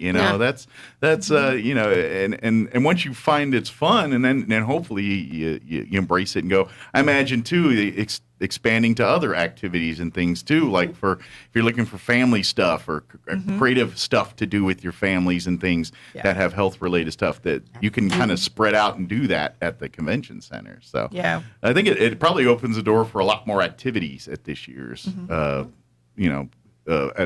not just the screenings, but actual fun stuff that people like doing. I mean, it's all necessary to get your blood pressure checked and your glucose checked and all these things, but there's not a lot of people like clamoring, glucose checking day, boys. Let's go. You know what I mean? What? Nobody's doing that? Nobody's doing that for some reason. So you come and learn these valuable things, but then you're like, oh, you know what? Yeah, I'm not doing so well in health, but I got some brochures. I got some recipes for some great food things and stuff that are going to help with my diet.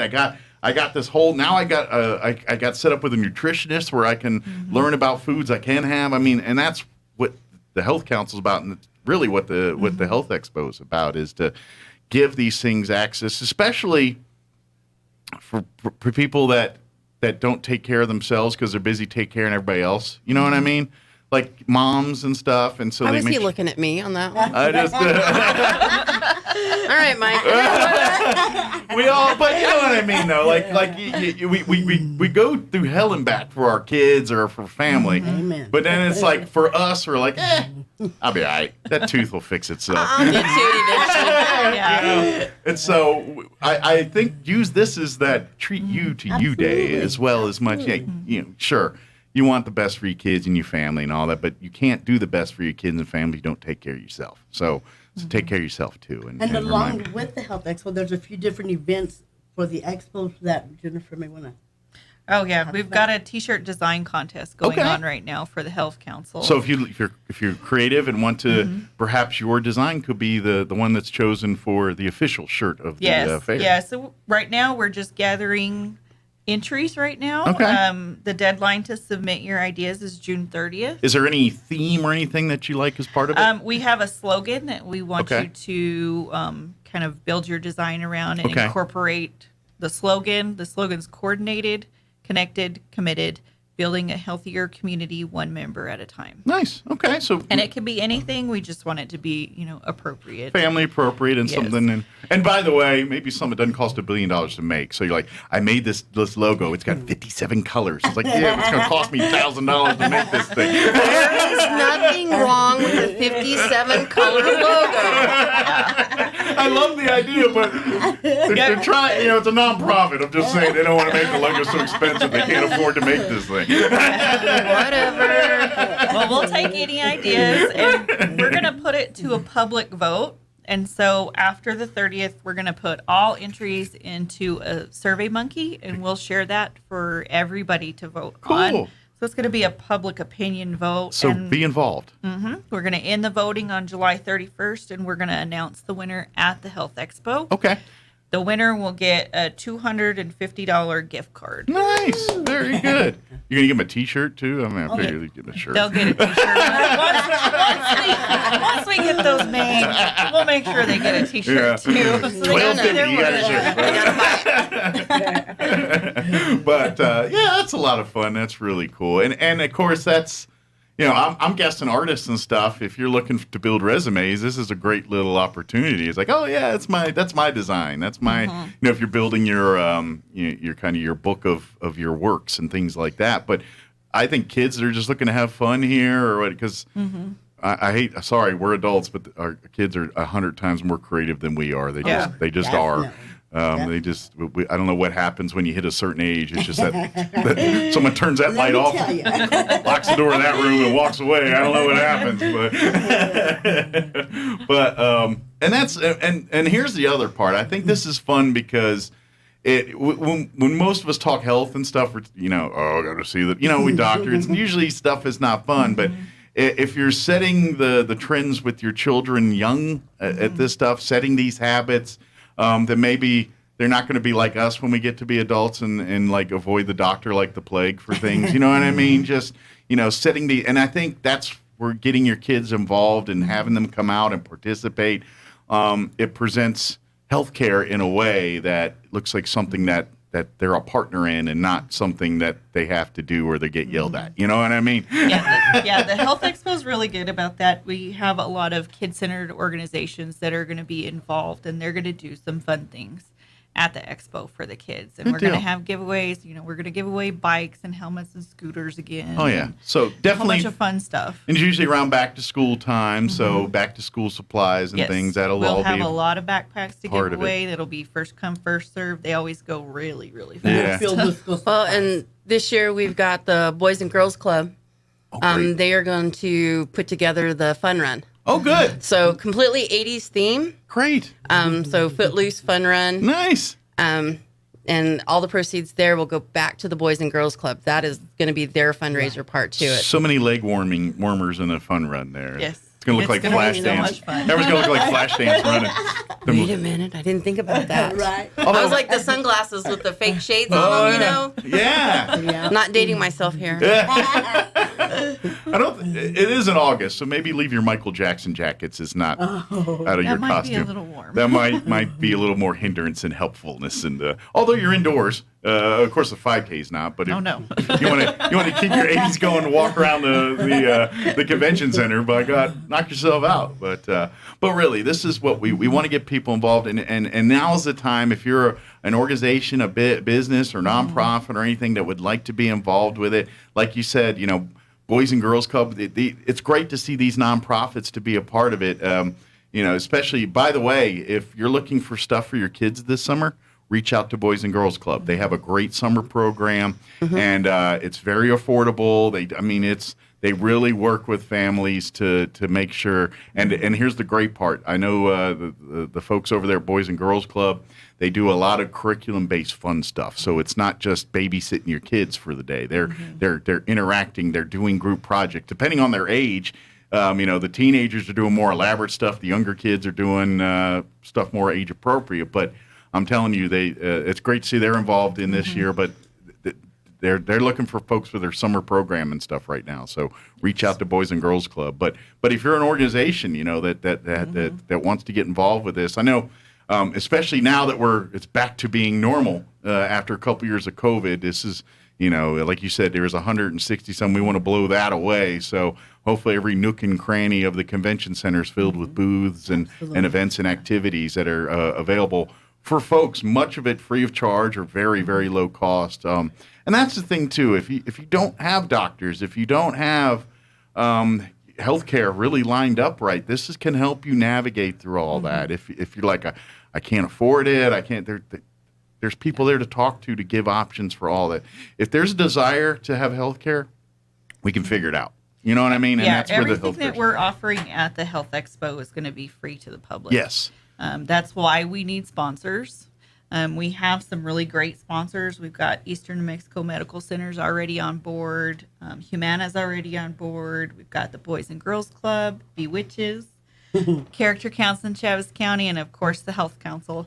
But we do need more, and you don't have to be a health and wellness related business or organization to sponsor the Health Expo. Excellent. Any organization. I think the first year we had some of the car dealerships sponsored. Yeah. So if you just want to be a part of bringing health and wellness to the community, you can sponsor. We give you all kinds of good perks. Yeah. But the deadline is in a month. Yeah, June 27th? June 27th is the deadline for sponsorship. Which I know still seems like a long way away, but it's a month away. It's a month away. It's right around the corner. The reality is that every business needs to look at health and wellness because it affects their employees just as much. Absolutely. So this is a business owner, you know exactly how that works. Yeah. I definitely know how that one goes. Yeah. But this is how you get involved and you get out there. You can get your staff involved and they can come and they can do the free screenings if they don't have health insurance. Yeah. So being any business owner in this town to help sponsor and support a community event centered around health and wellness is a fantastic idea. Absolutely. And I would even say smaller to large businesses, if you're looking to incorporate some of these things in your business, you can come as a customer yourself and learn how to implement some of these things for your own employees and businesses. And so, you're a sponsor, but at the same time, you could also be a person that's working to bring this to your own business and things like that. Because we like going around and seeing all the booths and seeing what everybody has to offer. And we're part of putting it together. So we learned some stuff of us didn't have that kind of time. You will this year because you're going to be inside. She's like, I'm just happy I'm indoors this year. They're not putting you to work making food or nothing, right? They're not going to get to enjoy it. Speaking of food, is there going to be food and stuff around for folks, or is that still to be determined yet? Or is it just depending on the booths and things and what they want to do? It's kind of to be determined. There's a little bit of rules and regulations when it comes to the convention center. This is true. And since this is basically... their event, or their place. Right. Gotcha. And unless we can get a food sponsor, somebody out there wants to, buy a couple 100,000 hot dogs. I'm just saying. We need the sponsors. You got a captive audience. You got an opportunity to be a sponsor here for something like that. And we're willing to work on that kind of sponsorship. Sure. We've got some sponsorships that their contribution is, we've got one that's just providing backpacks. Well, that helps. Every little cog in the machine makes it happen. And that's so we're willing to work with any organization on in-kind donations and things like that.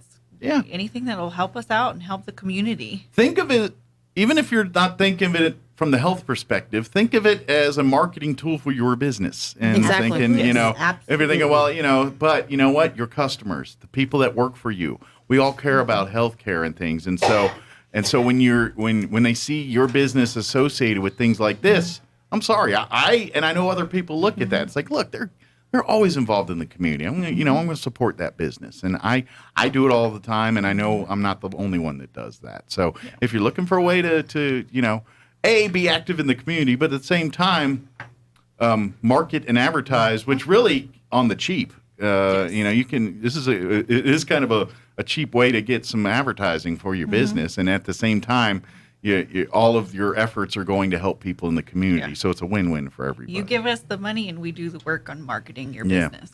Absolutely. And we also have the booth space, and the booths are relatively cheap because you can get a booth for $50. Yeah. And that gets you in front of you can promote your own stuff. The first year we had over 800 what was the number of the participants? How many people walked It through? was close to 1,000. Close to 1,000. That's a lot of people. And that was the first year. In a few hours. Yeah. So now we're rolling on our 4th year. So And- I'm anticipating way more than that. And trust me, there will be a lot of hype about this event between now and August. And people so are ready to get out. and face to face. obviously when we hit that time frame, that's a busy time for people. They're making back to school. They're thinking backpacks or sports physicals, all of that stuff. And guess what? The health fair is like, oh, by the way, here's the health fair. You can do almost all of that stuff right here at the event. Oh, and by the way, you can also do this, this, and this. And really, so I don't care if you're a senior, if you're a teenager, if you're a new family, or of kids are retired and it's just mom and dad live in an empty nest or somewhere in between. There's going to be benefits for you at the health fair, and It's all ages. Yeah. We want to make sure that we reach the entirety of the community. yeah. I mean, yeah, it just so happens to be in August, so there is a whole stuff for kids here, but it's just as much for seniors and adults and things too. If you're needing to make more connections with diabetes and those types of things, or be educated on all that, or be understanding what you can and can't do, or you're thinking you're diagnosed with that stuff, that's the health fair is for all of that too. So just remember that's what so being a sponsor is this is something that's got something for everybody. It's not a niche market. It's mass appeal. Thousands will probably come through the door that day, whether they're coming for fun or just to gather as much free stuff as possible. Yeah. Either way, they're there, and they're in front of Well, you. and that's why we have the giveaways. We want people to come. We want them to have fun. We want them to learn, and we want them to have a chance on getting some fun stuff, because we give away stuff for kids and for grown-ups. Yeah. Oh, by the way, it is fun. That's the other thing too. I mean, it's fun, and there's Oh, yeah. Where else can you walk through a colon? right. I mean, come on. Punch a polyp. And tell your friends about it. That might be the other part. And tell your friends about it. Other times, like, I'm not saying nothing to nobody about I it. came out the other side. Yeah, that's right. Yeah, take make it a tunnel of love. Make it a couples walk. You can come through, and it'd be like the old Looney Tune commercials where they hit the boat, the cartoons, and they go to the tunnel of love. It'd be like that, but for your colon. Want to tell them the time? Yeah, let's give the pertinent dates, times, and all that stuff for this year's fair. Okay, so it's going to be on August 6th. Okay. We're going to kick it off with the Footloose Fun Run, All right. sponsored by the Boys and Girls Club. Get your 80s on and come have some fun and run it. So- And you can dance if you want. Unlike Footloose, you're allowed to dance. in this. So registration for the run will begin at 6:30 in the morning. Okay. The run begins at 7 a.m. and it lasts usually about an hour to give people time to either walk or run. The more athletics will do it quicker, and the ones that are there for a good time will they'll drag it out to the last possible minute. You say, "Are you guys done?" And the expo kicks off officially at 8 a.m. and we run until noon. Very cool. So come and be a part of it.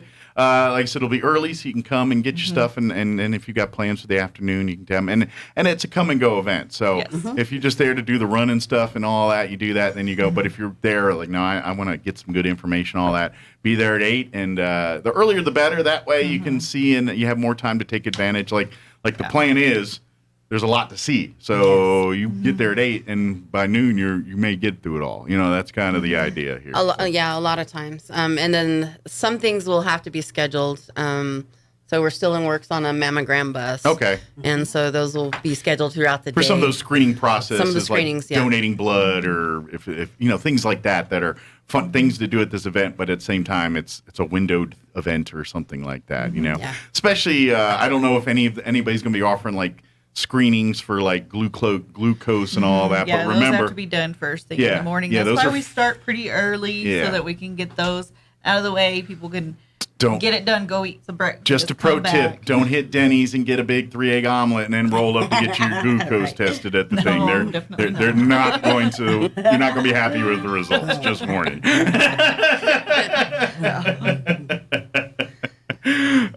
But what's probably the best way to get a hold of you guys if they're interested in being a sponsor or wanting to be a booth at the event? Is it probably through Facebook, or is there a better way? They can hit us up on Facebook. They can email the Chaves County Health Council at outlook.com. Okay.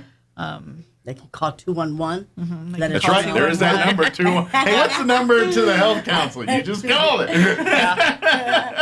Yeah, but we get messages on Facebook, so that's a good place. Yeah, and that way you can, and that way I encourage you to like and follow the Chaves County Health Council on Facebook, because you find out about events like this, but you constantly or if there's little one-off events or, hey, there's an opportunity through so-and-so, it's a great reference point or information point for anything for your family health care related. So yeah, we share everything that we come across. Or if there's events going on around town or things like that, you guys are always sharing and keeping. So it's a good resource for just knowing what's going on in the community. And be looking out, because we'll be getting a website here pretty soon also. Yeah. Check you out, highfalutin and website. It's only taken a little while. Very cool. And of course, if you want to get involved, the Health Council is always looking for volunteers. These 3 ladies are tired of doing it all. They're looking for some more people to help out with it. I'm just kidding. They got people to help. We're started back with in-person meetings. So we're doing a hybrid format meeting. So we're meet the second Wednesday of every month.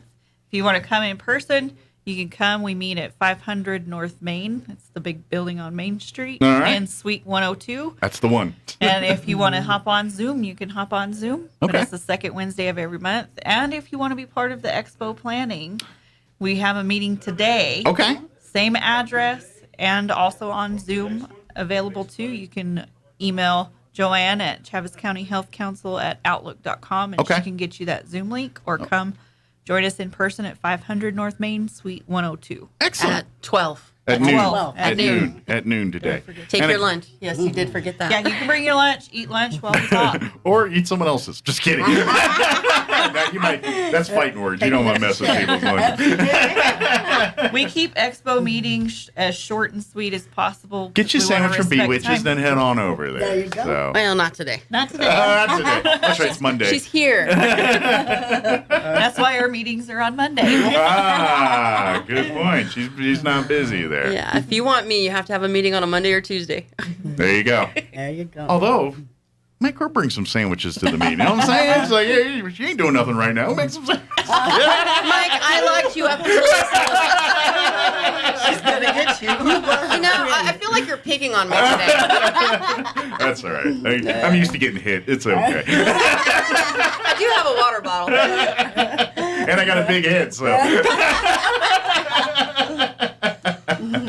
But all jokes aside, yeah, come out and be a part. I'm sure this is that part I always tell people. If you want a better community, there's only one person that's going to make it better. You stepping up and rolling up your sleeves and getting involved with it here. So if you're looking for a passion project, a place where you can get involved and help the community, the Chaves County Health Council is one of those avenues that can really help you there, because we encourage our members to share what they're passionate about, what they want to see change in the community, and we absolutely support our members' visions of what they want to see change and be better for our community. So if you want some change going on, this is a good place to do it. Absolutely. I mean, we got a pretty good place to live. I think we have a great community here, but is it perfect? Absolutely not. I mean, there's so many things that need addressing and things, but it takes the community to do that. I don't care how many elected officials you throw in a thing. If the community's not involved, getting involved and doing it, it's not going to happen. So that's why the Health Expo and what the Chaves County Health Council does is so great, because these are all grassroots people just starting to do, you know what I mean? People that care, that want to do things. And you always get a better product and better results when you got a bunch of people that care about what they're doing it. Absolutely. And that's what the Health Council is. And if you'd like to be a part of that, and even if it's little things, I mean, we all don't have to go break our backs. Just come in. I'm going to do my one thing. All right, great. You do your one thing, and then that person does their one thing, and then we all do our one thing. And now all our one things turn to one great thing. And that's how we make it better. We need all skills for the Health Council. We had one whenever we were talking about this website of one of our members was asking a whole lot of techie questions, and we were like, okay, you need to come and be involved in this meeting with this website guy. Is it GIF or GIF? I don't remember. Yeah. So we need people of all skill levels to join, because you have something to offer. Sure. Absolutely. Yeah, it's not just healthcare folks or things like that. Lawyers, there's legal. Yes. Hey, You maybe you're a grocery store manager. There's lots of resources that you could help us out with, or that's whatever you bring to the table. You bring something that's needed, and that's what it's. You don't. Okay, you're not a doctor, so no problem. You can still get involved with the health council and get a lot involved and do a lot lot. And, I'm not a doctor. Joanne's not a doctor. Yeah. None of y'all are doctors. I'm pretty sure. I've seen y'all not doctors. I'm a doctor. I'm a doctor of food. Dr. Sandwich. That's a good name. And we just got to remember that our health involves so many different aspects of life, not just physical. There's so many aspects. Well, and that's just it. That's what you realize. You can do a lot of help with people, just little things sometimes. Sometimes it's, like during COVID. Oh, I'm going to take a sack of cans over to, I don't know, First United Methodist Church's food pantry or something. You know what I mean? Mm-hmm. That's how you make differences, doing little things. Everyone did little things like that. That's how amazing would our community be, and it is pretty good. But if everyone just did little things like that, and that's where the Health Expo kind of is a big version of that, bringing us all together to do that stuff. So I know, mark it on your calendars, August 6th.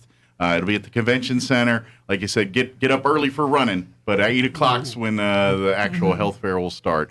And then, of course, if you want to sponsor, either as a business or a nonprofit or individual, please reach out to the Chaves County Health Council here. And if you want to have a booth at the event, it's the entire convention center. So we got room. Yes. We got room to spread out. Right now we have room. Yes. But the idea is for that to change. We're going to run out. If you wait till August 5th and go like, hey, y'all got a booth, that you might not be able to do that. No. The first year, whenever we had it at the convention center, we actually had a waiting list of people that came on last minute. What a great problem to have, isn't it? Right. Absolutely. That if somebody didn't show up, we'd call them and they'd come. So, we did run out of space, and we anticipate that we're going to run out of space quick. Well, I hope you do. I hope you guys do. I hope I would love to where you guys. Sorry. We have too many people that want to help. I'm sorry. That would be an amazing problem to have, but not going to happen anytime soon. So please reach out and sign up and say, hey, I want to be involved. I want to be on the council and on the board. I want to just, hey, maybe our business can be a booth at the event, or maybe we can be a partner for future things and all of that. Mike, just like in the name Chaves County, we are reaching out to Hagerman, Dexter, Lake Arthur. Oh, this ain't just for Roswell folks. Any businesses there that would like to be a part of this, give us a holler. You folk in, I say folk like two people in Lake Arthur. I'm just kidding. There's 12. I've counted them. No, but really, all of Chaves County here, and this is our community here, and if you need help, and certainly, if you're looking for resources, don't hesitate to reach out to the Chaves County Health Council. If you call 211, if you're a family in need, or an individual in need, or a business in need, if you're just call out to 211, and then they'll be happy to put you in the right direction with whatever you need. If they can't help you directly through that hotline, then they will put you in touch with the people that can. So. Yeah, and especially those in the smaller communities, because they'll know each other, but they may not know all the resources here in Roswell. Mm-hmm. So it's a great way to reach out and get more access. And convenience is a blessing and a curse, because, it's nice that we can go online and do a lot of these things, but unless you're a person that does that all the time,